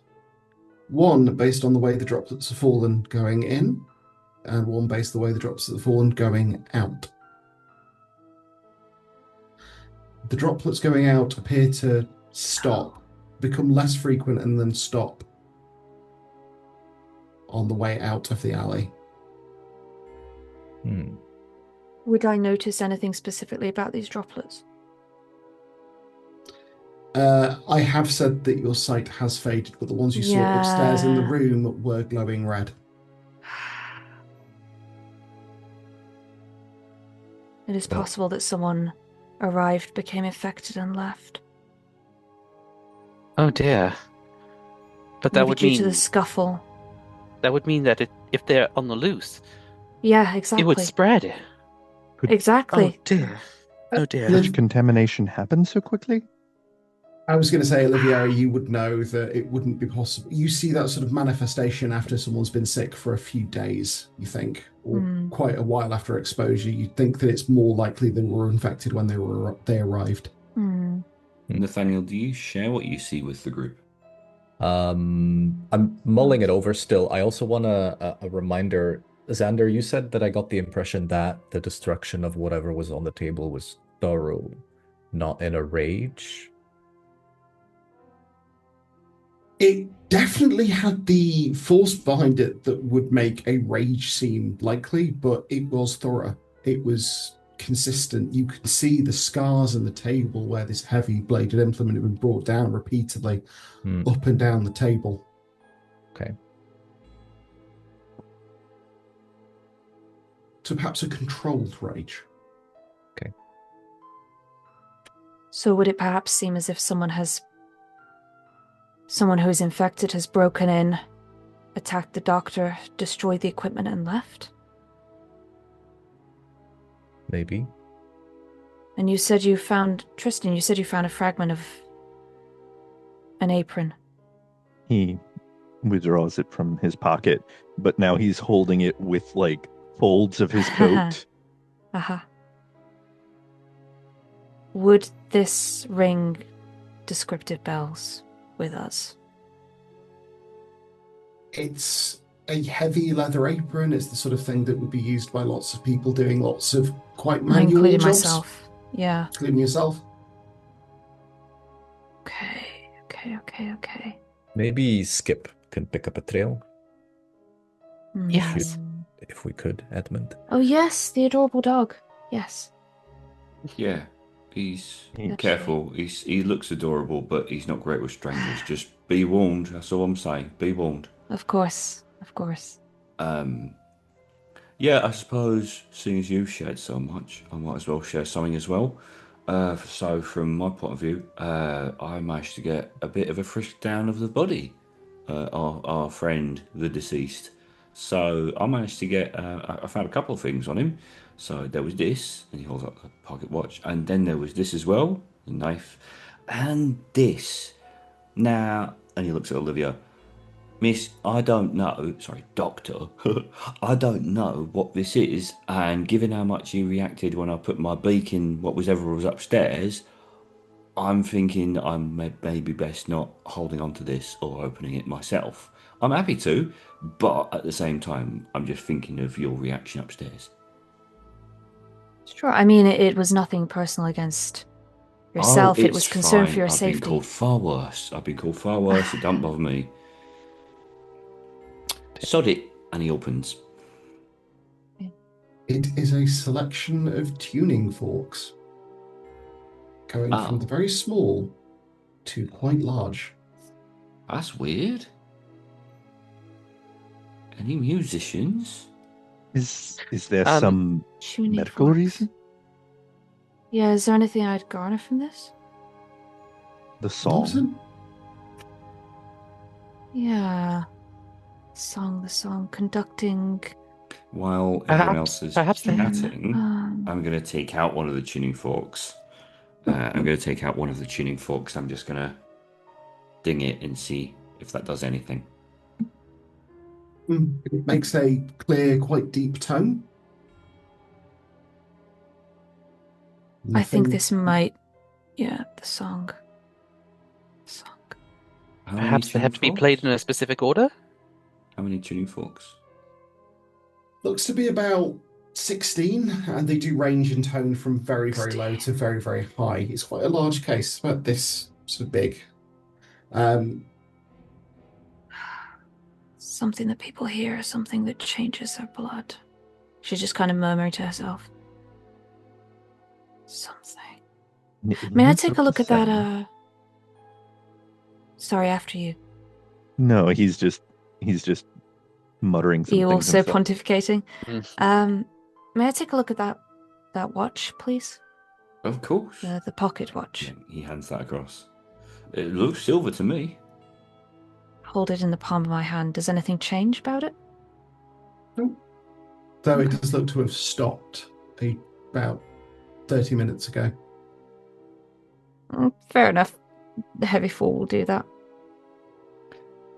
While everyone else May is I talking, see that knife? I hand it across, and while everyone else is talking, I'm just going to take each tuning fork out in turn and just kind of make the sound of the tuning fork. Does it make consistent notes across a scale? Does anything funky happen? Consistent notes across a scale. I'm going to say nothing funky happens that you notice, but it does seem to make a series of notes across the scale. Of the very, very smallest couple and the very, very largest couple, they don't make any audible sound that you can feel the same vibration in your hand. Yeah. Well, that's weird. Why on earth would you make tuning forks that you can't hear? Does Skip react Because the to them? sound is connecting with Skip something reacts else. to the high ones in particular. He at one of them he just turns around and barks a couple of times, vaguely annoyed sounding towards Edmund. Oh, I'm sorry, Skippy Dip. Sorry, Sunshine. Well, they must be. There are certain sounds that are too high or low for the human ear to hear. Those must be on that scale. Oh, well, Interesting. makes sense. Does that mean Why he's did I hand the pocket watch back with a thank you and say I think we should not have much more musicianship today. I think as you say? For the Fair best. enough. as pretty as it is, I think it might connect to this song that we would not want to be hearing. Okay. Yes. But well done, if I- well done for finding them. That's wonderful that you. Thank Well you. done. Thank you. I did have something to share myself, if I may. course. I was looking over the bookcase, and, well, there were very few actual documents on there. Just some books that were very disused. But the shelf itself, well, it looked almost like an attempt to tidy it up, but the dust had been disturbed, so I can only assume that there was some sort of notes on the chemicals that were on the table, and they're gone. Except for the one that our deacon found. I think whoever it was that did this must have taken them.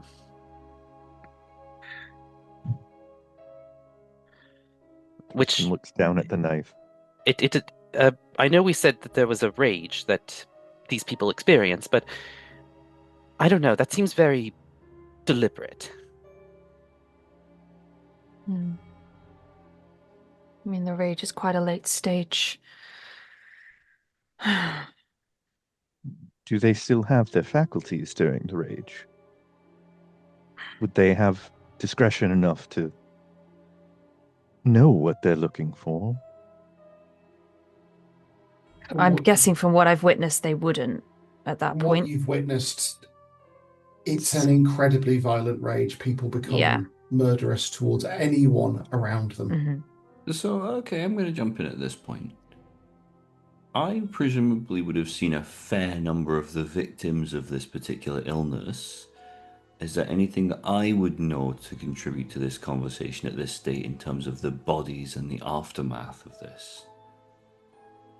All of them have had trails down their faces as though they've been weeping tears of blood.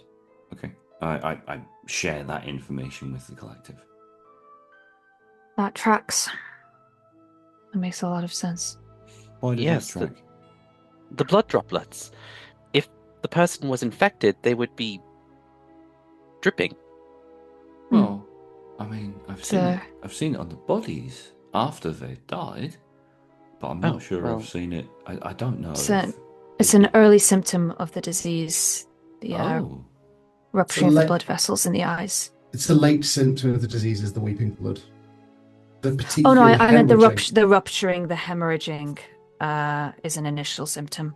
The actual crying of tears is like the rage, a later okay. manifestation. If I'm Noted. understanding right, if this was done by a victim of the disease, we don't have much time before they perish.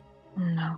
And if this isn't, then they're probably smart enough to get away, so we don't have much time. I say a couple of weeks at most. Well, I Oh, mean, dear. we've got two threads we can pluck. First one is let's see if Skip can find anything with that scent, and the other one, what about this Catherine lady? Apothecary, yeah. There is We a should third. certainly visit her. In his letter to me, Jonathan said that he had tried to speak with some of his colleagues in the Royal Society, but that they had rebuffed him or perhaps had even been involved in some way. He could- Involved? Involved? Involved with what? Not involved, but Complicit? perhaps. I don't know that would buy us much, but it is still there and still an avenue that may be worth pursuing if the other two turn up nothing else. Well, Okay, so where do we start? I reckon with Skip and The I trail. can certainly have a look. Skip, no? While the trail is fresh. Sounds good to me. Indeed. Are we all armed and got things that we need for this? I'm conscious that we're about to go chasing someone who's apparently thrown somebody out a window. Are we all ready? Someone who is armed. I mean, Oh. we've been on duty anyway, so we're fine, but I'm just mindful of, like, your delicate self, miss. Well, thank you for the concern. I admit I'm not much of a fighter, but, well, if push comes to shove, and I pray it does not, but if it does, I have Well, something. from what we've just witnessed, push may very well come to shove, so that's Hopefully good. it does not, and hopefully you all can handle it, but With all due respect. should needs Well- arise. We'll be the ones shoving it, be fine. Tristan flips the pocket knife over with expert skill, like tosses it into the air and catches it, and then offers it like handle side to Alice or Oliviera. You should take that, Doctor. I wouldn't know what to do with it. It is rather self-explanatory. Use the Oh yes, pointy end. oh yes, I am not so naive, but I would not be able to handle it. But you likely have a steady hand. Perhaps you've dealt with the scalpels and the like before. I think that would be more your area of expertise. Does anyone not have a weapon to defend themselves? Kristen smiles coyly at that.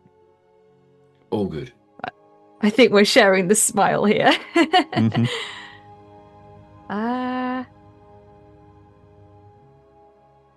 I don't have Okay, anything, but I'm she- not planning to take anything. That's out of character, by the way. I think she would take it, but with the knowledge of who has weapons and who doesn't, and be ready to pass it along should the need arise. Edmund is going to remark when you take it. Just, Is he? I'm sorry, Nathaniel is going to. It begins. I have the information that I have about you open on the screen, and I'm looking at it. And sorry, Fair. Nathaniel's going to remark. Just make sure that ends up with the deceased's family after we're done. Of course. Okay. Are we all ready then? Screw our courage to the sticking place and all that. Let's go. Okay then. So you are giving the scented leather to Skip. Mhm. In which case, Skip will come over.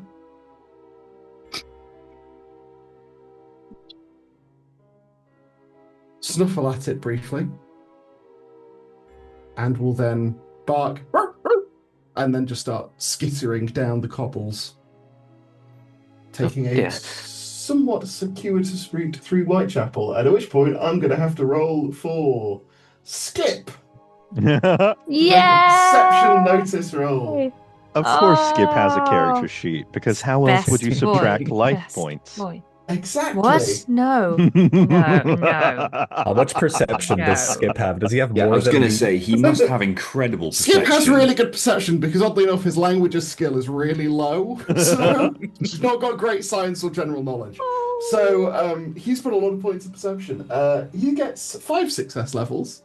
Oh, And you find yourselves actually having to make good pace to keep up with this small dog as he just bounds between various streets. He's walking towards a place like Whitechapel. A couple of you recognize, and Oliviera in particular. As you get onto the final street, your stomach starts to sink as you find Skip running towards and stopping outside the front door of Cooper's Butcher.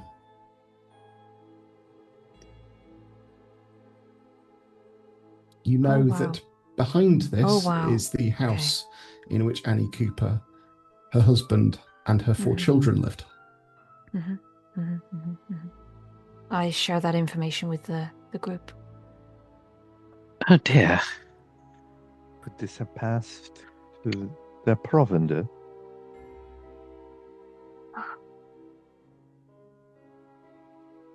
Honestly, I What's don't a know what to make provender? of this. You and your fancy words. What's a provender? The food, the meat. Oh, the grub. Yeah, okay.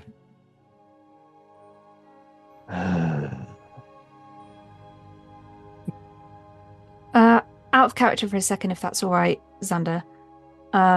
Just looking over the wording of the patient notes. I'm assuming the husband Thomas is the same person as the butcher Thomas from whom I've got the herbs and things. Correct. Cool.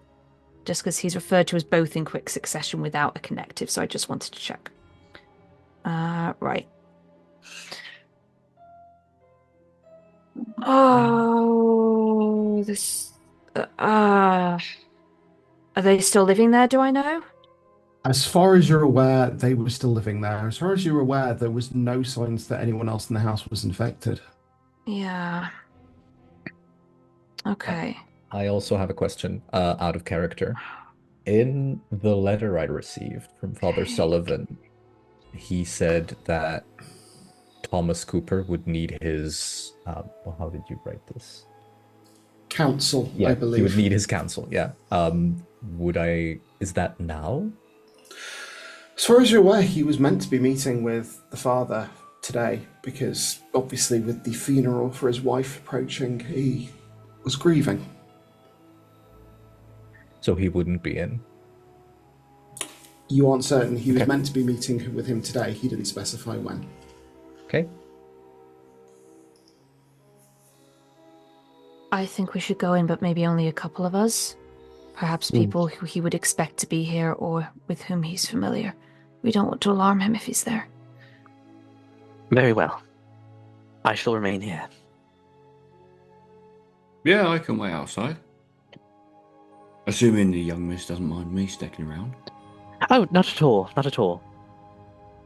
I Very do kind. believe it would be best for me to accompany you. Okay. And Deacon? I'll come in. I've dealt with the Coopers before. Okay, so I think maybe the three of us, while you two keep watch. You can count on us. Be aware that although they were asymptomatic when I left them, this may now be not the case. We must be careful. And I think is the door open, or would I be knocking at it? Is this the shop front? Just to be This clear. is the shop front. The shop Cool. front. So you know the house is behind, essentially the back Yeah. rooms of the shop. Aha. Okay. So it would make sense for us just to go in and maybe. Alternative plan in that case. Maybe someone who they would not know, but who would have cause to go to a butcher's shop should go in just to see what's going on, so as not to raise suspicion and to be a customer. Maybe. That wouldn't be me then, miss. I ain't ever been in no butchers before. I believe I could fit that particular bill. Okay. Maybe we try that first. You get the lay of the land? Is there anything in particular that I should be looking out for? Oh, well, whether he's there, first of all, his demeanor. Bleeding eyes. One would presume. Bloodshot eyes at the very least. Anything you think may be suspicious. Very well. Tristan makes his way in. Door is unlocked. You open it. I was about to say. The door is unlocked. You open it, and as you step in, it's a butcher's shop. Mm-hmm. The smell of spoiling meat hits your nose. Ugh. As you step in, you can hear the buzzing of flies. The counter of meat has clearly been left out too long. Tristan will survey the surroundings, and he's looking for anyone. Make me a perception notice roll. No. You can't make me. Tristan shuts his eyes. One level of success, which is actually good for Tristan. You walk up to the counter, and as you sort of look over it, you can see on the counter where, from the scars on the wood, you can tell is where the butcher does most of his work. There are drops of blood. Not that thin red blood that you get from meat, but thick, coagulated, dark. So there are drops of blood on it. Are they like parallel in the way that might be from eyes? Yeah. Tristan goes back out. I do believe that we have quite a lot more problem than we thought. Oh, God. And he relays what he's seen. Were Good heavens. the strikes on the tabletop fairly methodical and consistent? similar to those in the room we've just left. Now that you mention it. A trained eye and a trained hand. They were butcher. Oh, good God. It's spread, and it's developed since I left. Oh, the children. We need to go in. Are there any precautions we should take, ma'am? Look out for butcher blades. Would there be anything specific that she would... I'm guessing covering nose and mouth would be Covering the obvious. nose Covering and mouth hands. would be the only ones. Glove covering nose and mouth would be the obvious ones. All right. Yep. Tristan takes out his Full gloves and hazmat. ties. Victorian hazmat. Alice has a handkerchief. She'll do the same. Edmund will wrap his scarf around his face. Did doctors have any kind of mask in those days? It would have Anything been that drawing a bandana around the mouth effectively, Yeah, or something like anything that. that I could You could just- absolutely I have have it on something me. like that prepared in your doctor's bag, because Cool. germ theory, this thing is a thing that's known. It's in its infancy, but it's the understanding of diseases can spread, and to be fair, people have been wearing masks long before anyone ever worked out how it was spreading. Yeah. I mean, plague doctors, etc., etc. Yeah. Okay. I was thinking about it, Sean. Yes, I was thinking about it, but no, just Were you thinking of like pulling out a plague doctor mask? no, just wrapping my hair around my face as a Beautiful. But no, I think he'll also pull out a handkerchief, not like a pristine clean one, but he has one. Yeah. Right. Okay. I think we're heading in. Okay. Stepping in, again, all of you are hit with that smell of spoiling meat. The shop has that very, very empty feeling of this has been disused and empty for a few days. It feels undisturbed.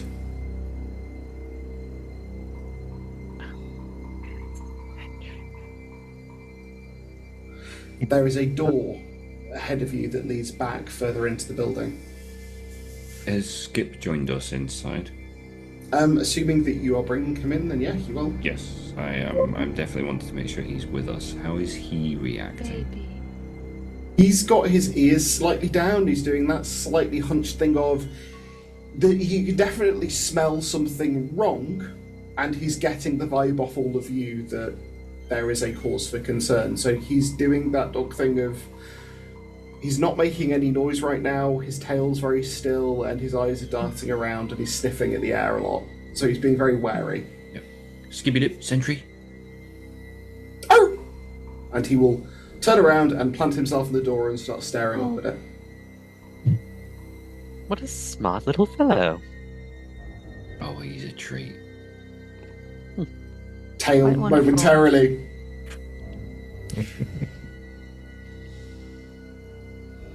It does seem Right. rather odd, doesn't it? An unlocked butcher shop that could have been left to fallow quite like this.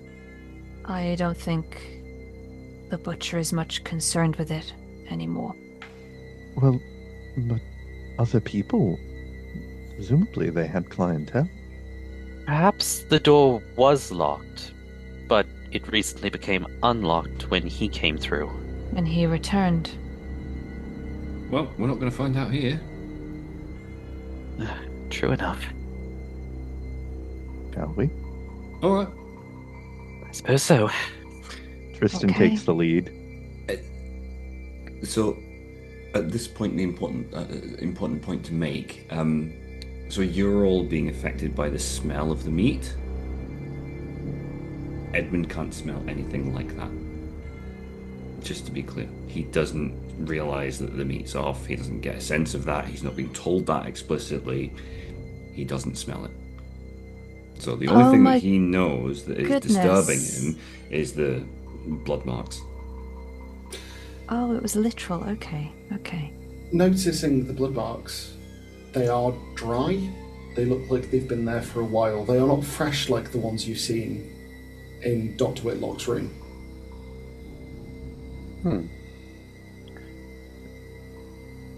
Is there a blood trail on the ground at all?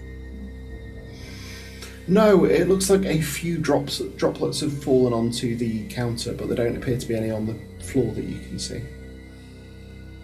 How far was it from here to Dr. Whitlock's lodgings? About a 10-15 minute walk. You did it quite fast because you were following the dog. How would anyone do that unnoticed? I mean, How would that happen if the bleeding from the... Have I noticed that the droplets on the counter would match up with the blood drops from the eyes? Yeah. If that was already showing and they were about to fly into a rage... How... And that's going to create quite a spectacle. Yeah. it Must was have been quick. somewhat early. True. True cover of darkness. Oh, again, we're not going to find out standing here. Let's go. Also, Quite right. if anyone was going to not be stopped for being bloody, it would be a butcher. Have a look. This is very true. Then let us continue. Onward. And because Edmund's not smelling it and kind of he's less phased by it, so he's just going to stride forward. You step into a very sort of narrow room behind the back of the shop, and there are a set of quite rickety looking stairs leading up. This is one of those places where the shop floor is the ground floor and then up leads into the apartment. There is a back door that is currently standing closed, and a few boxes again. For those of you who can smell it, there's that smell of rotting meat.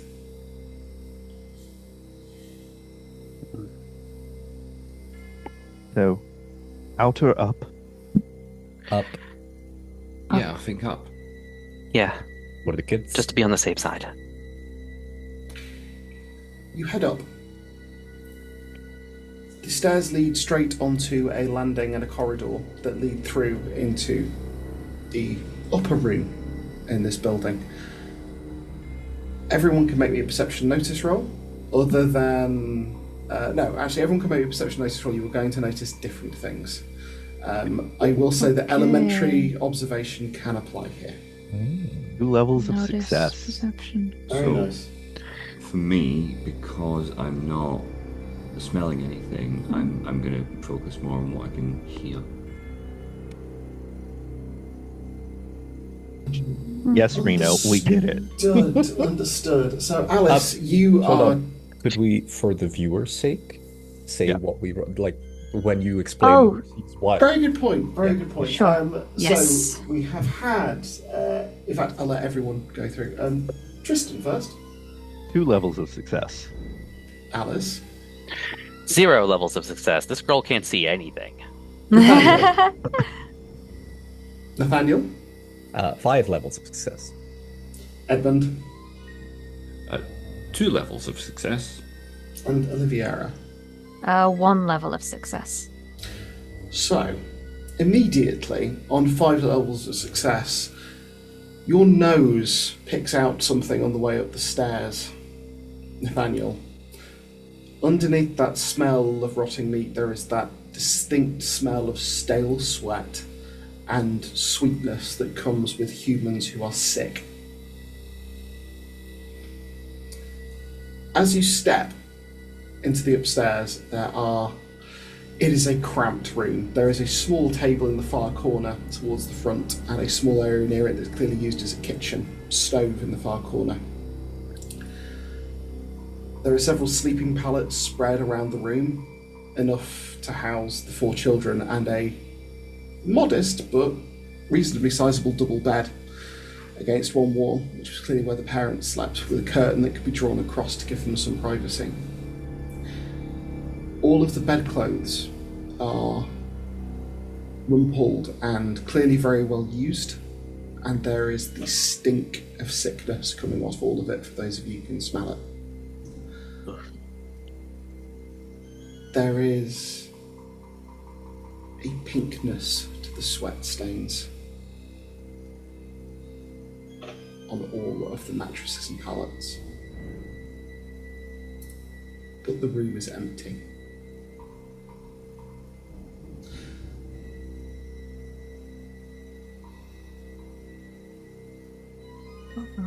Can we hear anything? You can hear the buzzing of flies downstairs, but otherwise this room is profoundly silent. Okay. Tristan peers under the bed.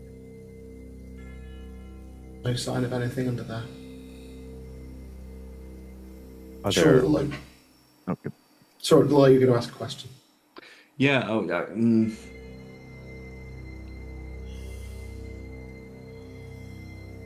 Yeah. At this point, there's nowhere else to go at this point. There's no additional rooms. There's no additional spaces in here. No. Okay. Edmund would probably look to head back down the stairs again, because this is going to be a very cramped space with 5 of us standing in it. True enough. Well, if he's not here, he must be already gone. We'll check. We should check the outside. That's my thinking, yeah. Anyone want to do anything in this room? I want to leave it. As we're leaving, I might do something, but if anyone else has anything, they can go first. Is there anything else she would be able to garner from this room, potentially? On the one success, probably not. I will give something to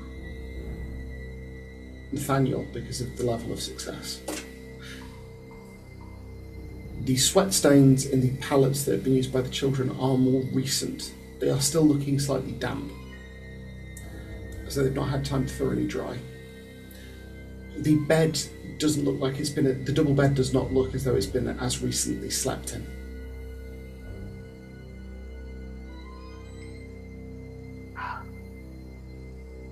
That reinforces what I was going to do anyway, so great. As we're leaving, I do think... Does Nathaniel know the names of the children? If they were part of the parish, he might. You know that the oldest girl's name is Mary. The others are a bit younger, so you've not really got them. They're not really someone who can come up and speak to you, whereas Mary might have exchanged a few words with you now and then, where she's off on errands. Mm-hmm. Yeah, so as we're leaving, I might just call out to Mary, see if there's any response, any noise, anything. Your voice echoes in the space for a moment, but there is nothing. Okay. Down and out. How many... Is there a limit to how often I can use my ability? There is no limit to the frequency with which you can employ your second sight. However, every time you do, there is the same penalty. I think this scene presents as fairly obvious. I will also head down. Okay. Going to the back door, that appears to be unlocked if you turned into exit through that. And again, it leads onto this sort of small back alley that contains the odd piece of refuse, bins, that kind of thing. I think I'm gonna call Skip again. I'm gonna stand at the threshold of the door leading out to the rear, and I'm gonna get Skip to have another sniff of that piece of material once again, and just see where he tries to go, where he indicates to go, or if it's just this general space. Skip will sniff at the apron and sort of bark and then run in a circle a couple of times and then sit down. Perhaps the children sent. Tristan will go up and try and tear off a piece. Or not tear off, cut off. Remember, he's wearing gloves. He's wearing gloves. And you're putting this damp piece of bedcloth to Skip's nose. No. Not just vaguely near it. When you phrase it like that. Okay. It's not Xander who's going to kill that dog, it's Elliot who's going to kill that dog. Apparently. Well, he's going to make a perception notice roll.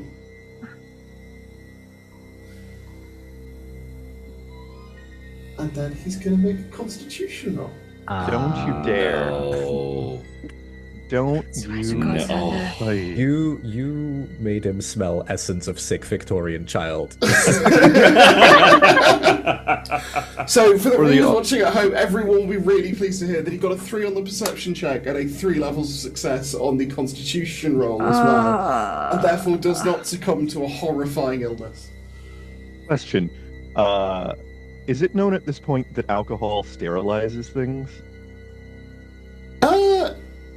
I'm not certain, actually. We'd have to look into that. I will I'd say have that thought so. I would think probably yes. I would feel like it was used for that by this point, yeah. Tristan takes out a flask of really strong gin and just douses the fingers of his glove that had been holding it. Excellent, yeah.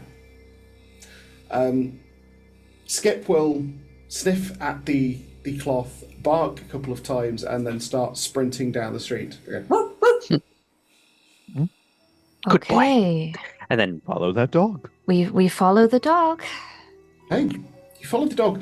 This time it only takes about 5 to 10 minutes of chasing this dog to get to where you get to. You come up on a street in Whitechapel that Edmund is familiar with, because again, you know this woman quite well. On the corner of this street there is a shop front. And that shop front has on the signage above it, Sato's Apothecary. No. oh dear. Oh, I knew it. Oh. Well, this is convenient. The shop If is somewhat worrying. open, and you can see inside the glass frontage there is a fairly sizable number of people for this time of the morning. Maybe Well- we deploy the plan we would have in the butchers of someone Yeah, I think sneaking in. might be worthwhile me not going in. I'll stay Right. out here with Skip. Okay. It's a very Sorry. good boy. I shall do the same. And I'm saying that because that particular individual was a name that was known to me. I see. So is anyone else going, or am I? I'm happy to head in. I know of the name. I don't believe I'd ever have met the proprietor, would I? You've not met Katrin. You know of her. She is an apothecary. She's actually very well regarded in the community from what you've heard. She does actually treat illnesses quite well, given that she is not herself a doctor to your knowledge or have any actual formal medical training, but she does seem to be the next best option if people are not able to afford one. Sure. Happy to head in. Yes. I open the door for her. Okay. As you step in, there is that general murmur that comes from a crowd when they're getting impatient. And you just hear the woman at the front going, "Please, I'm getting to you as quickly as I can. I am short-staffed at the moment and doing the best I can with what I... Please." A slightly harried-looking woman is behind the counter. She is wearing a dark green apron covered in pockets. She has dark hair pulled back into a bun, a few streaks of grey in it. From her appearance, you'd say to be about 40. She looks to be of sort of mixed European and Asian descent, and is sort of trying to placate the people as best you can while she's dishing out small packages filled with what look to be herbs, tablets, that kind of thing. Is there some Are they kind of just- back room we can see? It does look like there is a back to the shop, yes. A door leads back into what looks to be a actual consultation room. maybe one of us should try to have a look. She's quite distracted. To what end? What are we looking for? I'm just wondering where these people could have ended up. The children? Do you think it unwise for us to question her directly? I'm not sure how helpful she'd be given this huge and rather irate crowd. I wouldn't say irate, they're impatient. Impatient. How many people are we talking about here? Yeah, because I'm figuring like 10 to 15. About a dozen. It's about a dozen people. Yeah. And it's not a massive shop, and it's that thing of they're getting a bit cramped in. Clearly, she's not able to deal with the customers as fast as she'd like, and just people feel like they've been waiting too long is the sense you're getting. Maybe I should offer her help as a fellow medical professional. Go behind the counter and get in her good graces.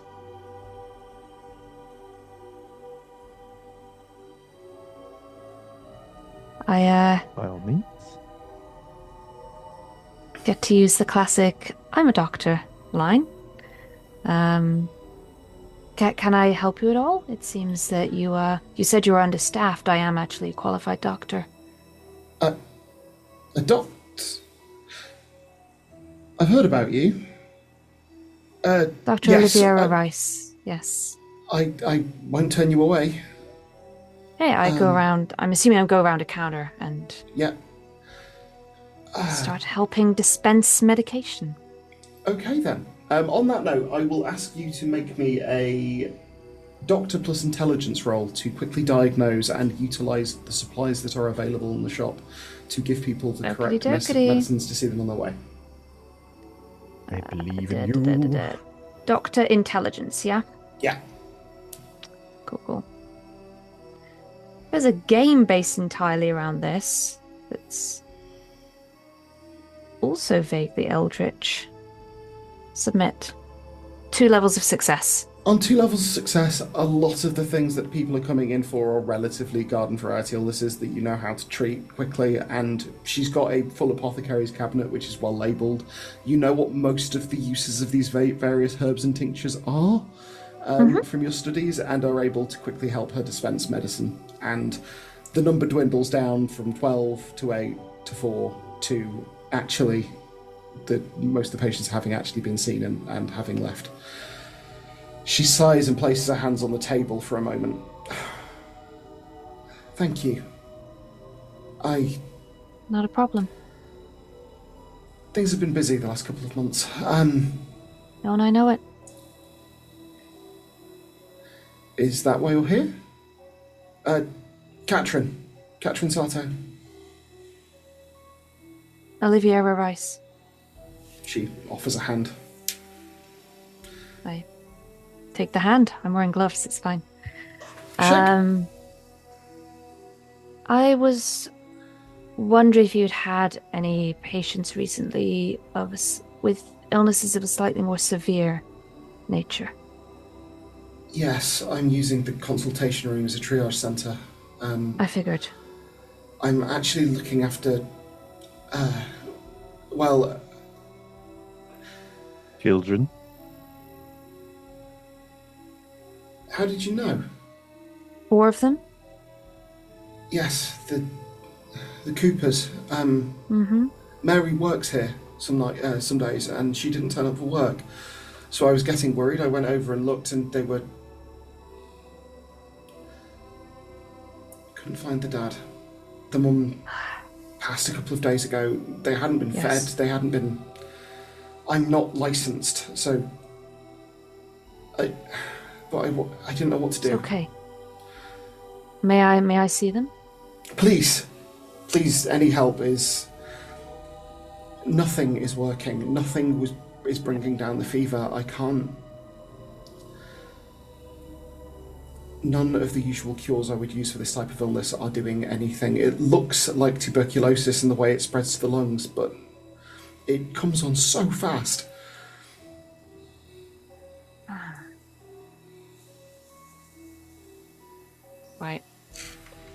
I would like to head through to the triage space. And yeah. I'd like to go down to 20. We're using the site here. Okay. I just want to Four garner everything I can. 4 pairs of lungs are glowing red. That is the first thing you notice. The smallest of them. So small. The smallest child, he can't be more than maybe 6. The breathing sounds laboured. Could you please make me a doctor with perception roll, please? Yeah. To change it to perception.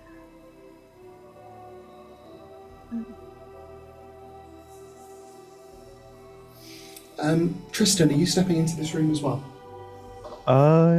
Yes, after he gets his cover back up. Yeah. Exact same roll, so 2 levels of success. Perfect, okay. I would like Tristan to also make me a perception notice roll. Why are you hurting me like this? What have I done to you? So many Today? things. Oh, very Best nice. roll possible, 2 levels of success. Hey! Good Oliviera stuff. steps into the room and sees patients, particularly children in need, and immediately steps over and starts administering to them. Heart rate elevated, laboured breathing, the sound of maybe some fluid buildup in the lungs, but not much. Again, they haven't lost any weight. It's showing all of the symptoms, even the hemorrhaging in the eyes, that you would expect with the symptoms of this plague that is being called the Red Death. You notice something else out of your corner of your eye. This woman, Katrin, steps into the room with you, and I'm going to say Tristan notices this as well. She immediately beelines to what looks like a maybe desk or workstation over on the opposite wall, and you hear the sound of a book closing and being placed into a shelf and closed. There's a mortar and pestle, there's various different herbs around, and a few bottles. Whatever's in the mortar and pestle and whatever's in the bottles is glowing. Faint blue, faint green, faint yellow. Similar to the room we left. Not the same, but similarly it has that cast to it that you spot sometimes. Can I try and discern what they are? They look like medicines. It looks like she's mixing herbs into a medicine. They're glowing. Why are they glowing? Is this something I've noticed many times before, or? Not usually. I will give Tristan this because he was looking more at the woman. That was furtive.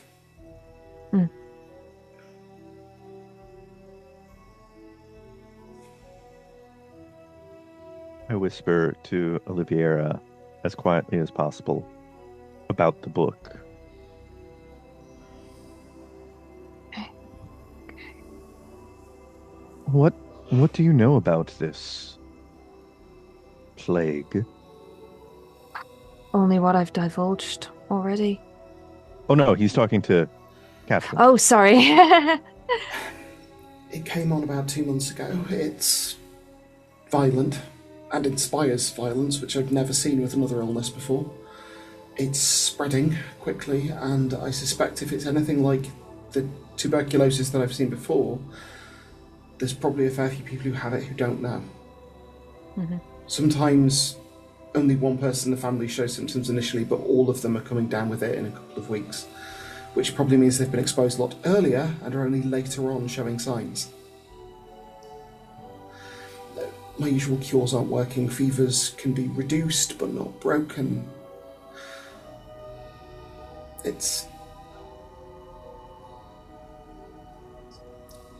don't know what to do. People keep coming for help, and I can give them things that can ease people's pain. Maybe sedate them towards the end, but... And she sort of fiddling with the apron strings as she's saying this, clearly What distressed. aren't you telling us? What do you mean?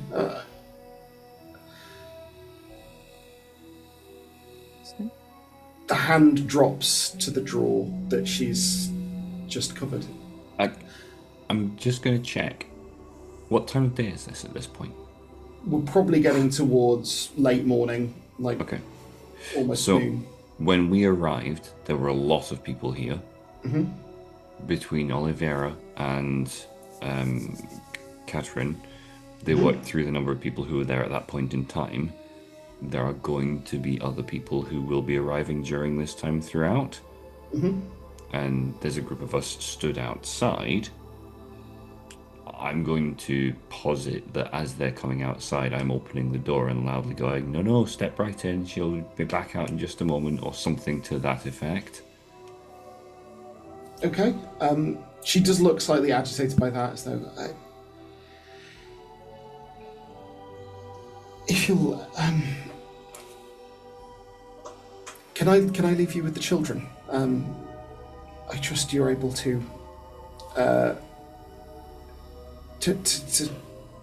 diagnose them and maybe offer better treatment than I can. Oh, yes, just go on in. She'll be right back out, no problem. As she's speaking, she clearly is trying to disguise the sound of a key turning in the lock behind her, and her hands behind her back, and as she sort of steps forward, you can see something clutched in her hand that slips into a pocket.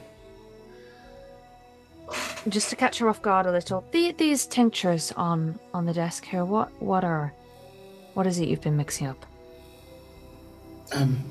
Meadow Sweet to break the fever with willow bark. It's well established. This is she sort of names off a series of herbs that you know are actually very useful treatments for something like this. Obviously not as good as some more refined medicines, but sure. They all are things that work.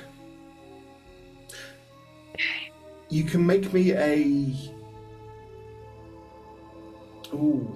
make me an intelligence occultism roll. And add a pot. You add your Who, point I? Yes, and add me a point in apothecary. Oh, okay. Occultism, intelligence, and add a point as a modifier. Submit. Ah, no! That is no levels of success. I rolled just under. No, they all seem like perfectly sensible herbalist cures too. Could always I'm save happy it. to... You could spend a drama point to get an additional 5. Oh. I do kind of want... because I'm using the site as well. I do kind of want to. How many do I have again? How many? You have 10. You still have 10. Okay. All right. If you think this is a time that it is valid to do that. Perfectly. You knock I'll it do down. You knock your drama points down to 9. Because this is after the effect, it's effectively doing it by the skin of your teeth. So you just are about to let that go when you realise she said a herb in that list which doesn't fit because it doesn't have a medicinal use. In folk magic, it's used to empower particular mixtures of herbs to make them more effective when being used as a magical medicine. What's the name of the herb? Sorry. I didn't mention one. It's we'll say in this particular instance it's mustard seed. Okay. I stash that. Kind of look at her searchingly. I don't say anything. I don't mention it. I've got to get out to the front of the shop, so yes, keep coming in. It's absolutely fine. She will be right back. Right back. There's quite a queue coming in out here. Leave the children with us for now. We will do what we can. She strides through, closing the door behind her. Tristan immediately goes to the book that she put back on the shelf. She didn't put the book back on. She didn't put it on a shelf. She put it in a drawer that she seems to have locked behind herself. Tristan takes out his big-ass hunting knife and begins prying and jimmying at the desk drawer. I have a scalpel. Yes, but I don't know how to pick a lock. You can make me a strength athletics to pry the lock open. Oh boy. One level of success. It's not a big lock. The wood around it gives way slightly and the lock comes loose. It's a large leather-bound tome. There is a stylized picture of an what again I'll say off Oliviera off your roll is the evil eye with a needle through it.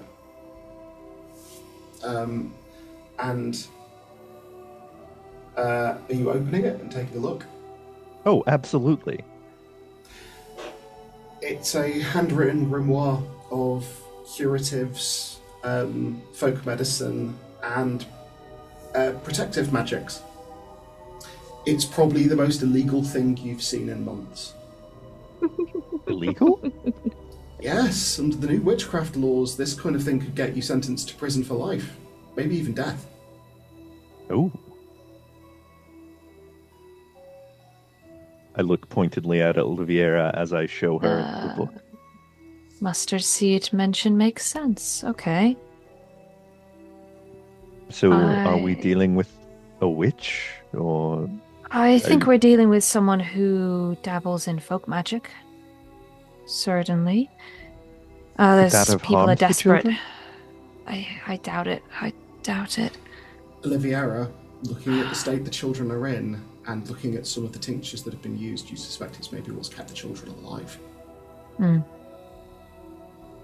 I'd like to relay that to Tristan. Why would that have made any difference whatsoever? Well, putting it all together from what we know. Mentions of a song. Specifically, the herbal tinctures would have been enough to keep them going. Oh, okay. Clear, is what I meant. Even without not the any... folk magic? What she's using is medicine. Folk magic that she's using is medicine. It's just the stuff that she's doing to the medicine is strengthening it. That is something that you could draw from what you're seeing. However, it's not necessarily something that you would immediately jump to. The medicines by themselves would have kept the children going. Nothing she's put in these medicines would cause them harm, but would do things like limit fevers. She's probably fed them. She's clearly trying to help, as far as you can tell, from all the stuff that's put together. She's doing well. I think there is something here beyond the scientific, beyond the physical. This mention of a song, this presence of magic and the mystery around this illness. I think we're dealing with something beyond a disease. Potentially. I wouldn't think you keen for superstitions. Oh, I'm not, but one has to keep an open mind where lives are concerned. True enough. And at stake. It's something I've heard of. It's something... Nope. Is there anything else in the drawer? No, that does appear to be it. Okay. Should probably put the book back and... Well, yes. If she's discovered what we've done, reassure her that we will not turn her over to the authorities. Tristan looks at the lock. Oh, she's absolutely going to discover what we've done. Oh, yeah, of course. The first thing he does, though, real quick, is he's going to copy down one of the things from it and then put the book back. One of the things, just a random thing. Just a... if there's anything in particular that Oliviera would recognize, otherwise, yeah, he's just going to... Yeah, is there anything in there that I think might be useful to... Make me a Make me an occultism intelligence roll again. You're not adding your apothecary bonus for this. Dreads. Occultism intelligence, yeah? Yeah.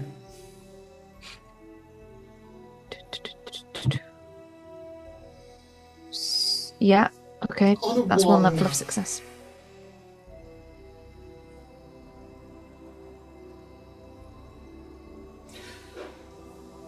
You flip through the book very, very quickly.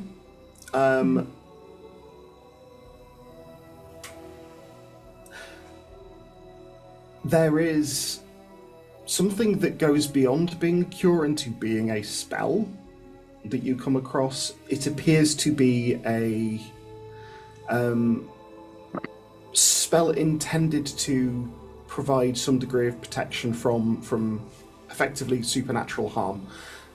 It would need time to be properly researched, but you're able to scratch it down.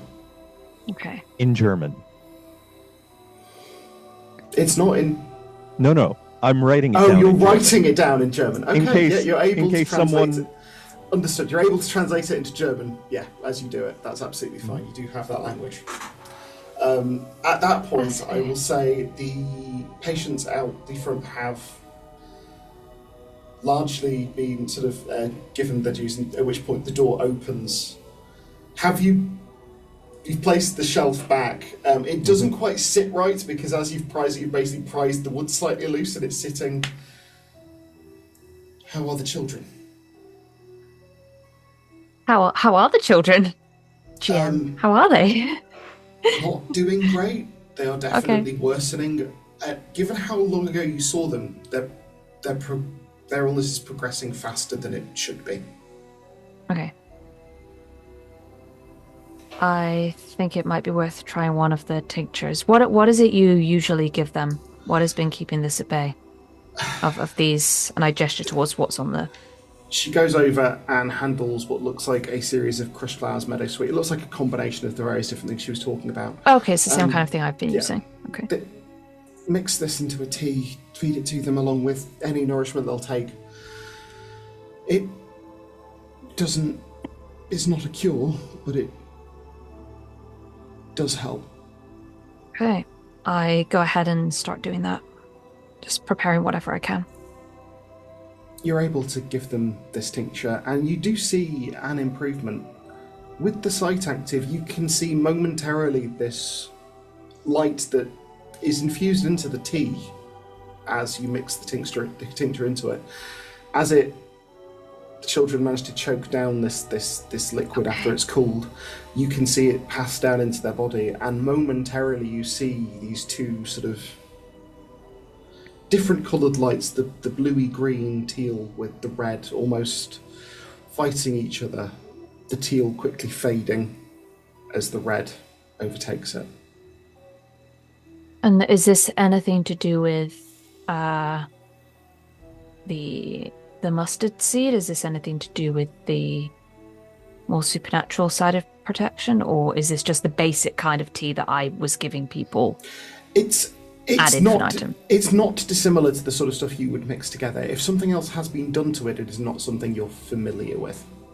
Okay, but if I was using the site while treating people and I was giving them a similar concoction, would I notice a similar effect? No, or because have the concoction you make doesn't glow. So she's done something else that has inferred that quality that you aren't seeing.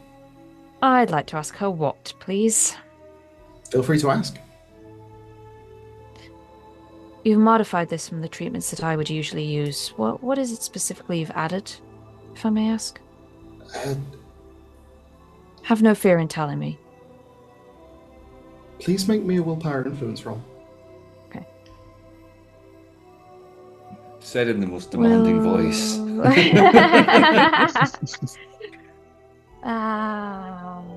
Influence brackets will.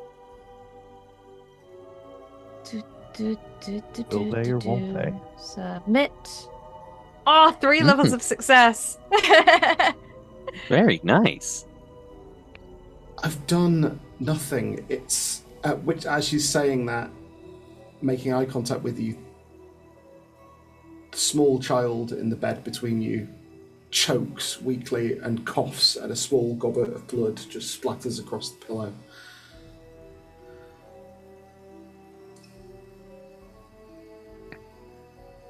I'm about to tell you, this can't go further. Promise me. Promise. She's mentally not counting the rest of the group who are not here. Oh yeah. Just to make that clear. Most of the time I just use herbs, that's all I use, but my mother taught me some other skills, some other recipes, some other ways of doing things. I've never had to use them before, but this is worse. This is something different. It's a small ritual. You do it over the... Usually it makes it powerful. It means that someone who otherwise might not make it would. I've used it to treat heart conditions. I've used it to treat cancers. I've used it to treat all manner of things. And it can buy people months, years. I can't buy these children minutes. It's difficult. It costs me more every time I use it, and I don't... What do you mean costs you? It's exhausting. What is it you actually do? Please. Tristan lays his hand on her shoulder. We know. She describes the process that you've got written down. Sounds like it's a ritual effectively to imbue medicine to deal with something beyond the normal. For a mundane treatment, it might make that treatment more effective. For something that is supernatural, it would combat the supernatural affliction directly. I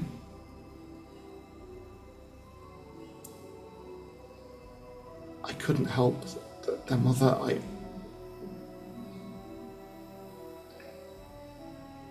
It's okay. This is beyond our talents, perhaps. And you've done well. And you're doing well. A single clear and tear. we will keep these children alive. A single clear tear runs down Katrin Sato's cheek. And in all four of the beds around you, the children groan in agony and place their hands over their ears, as though hearing some vast sound that none of the rest of you in the room can. Which is where we will leave episode 1 of London. For us, we will return after a brief break. For the rest of you, you will have to wait for episode 2 to find out what happens next. Thanks, everyone. And we hope you join us again. Thank you. Thank you. How dare you? Bye, folks. Well, that's it from us. We'll see you next time.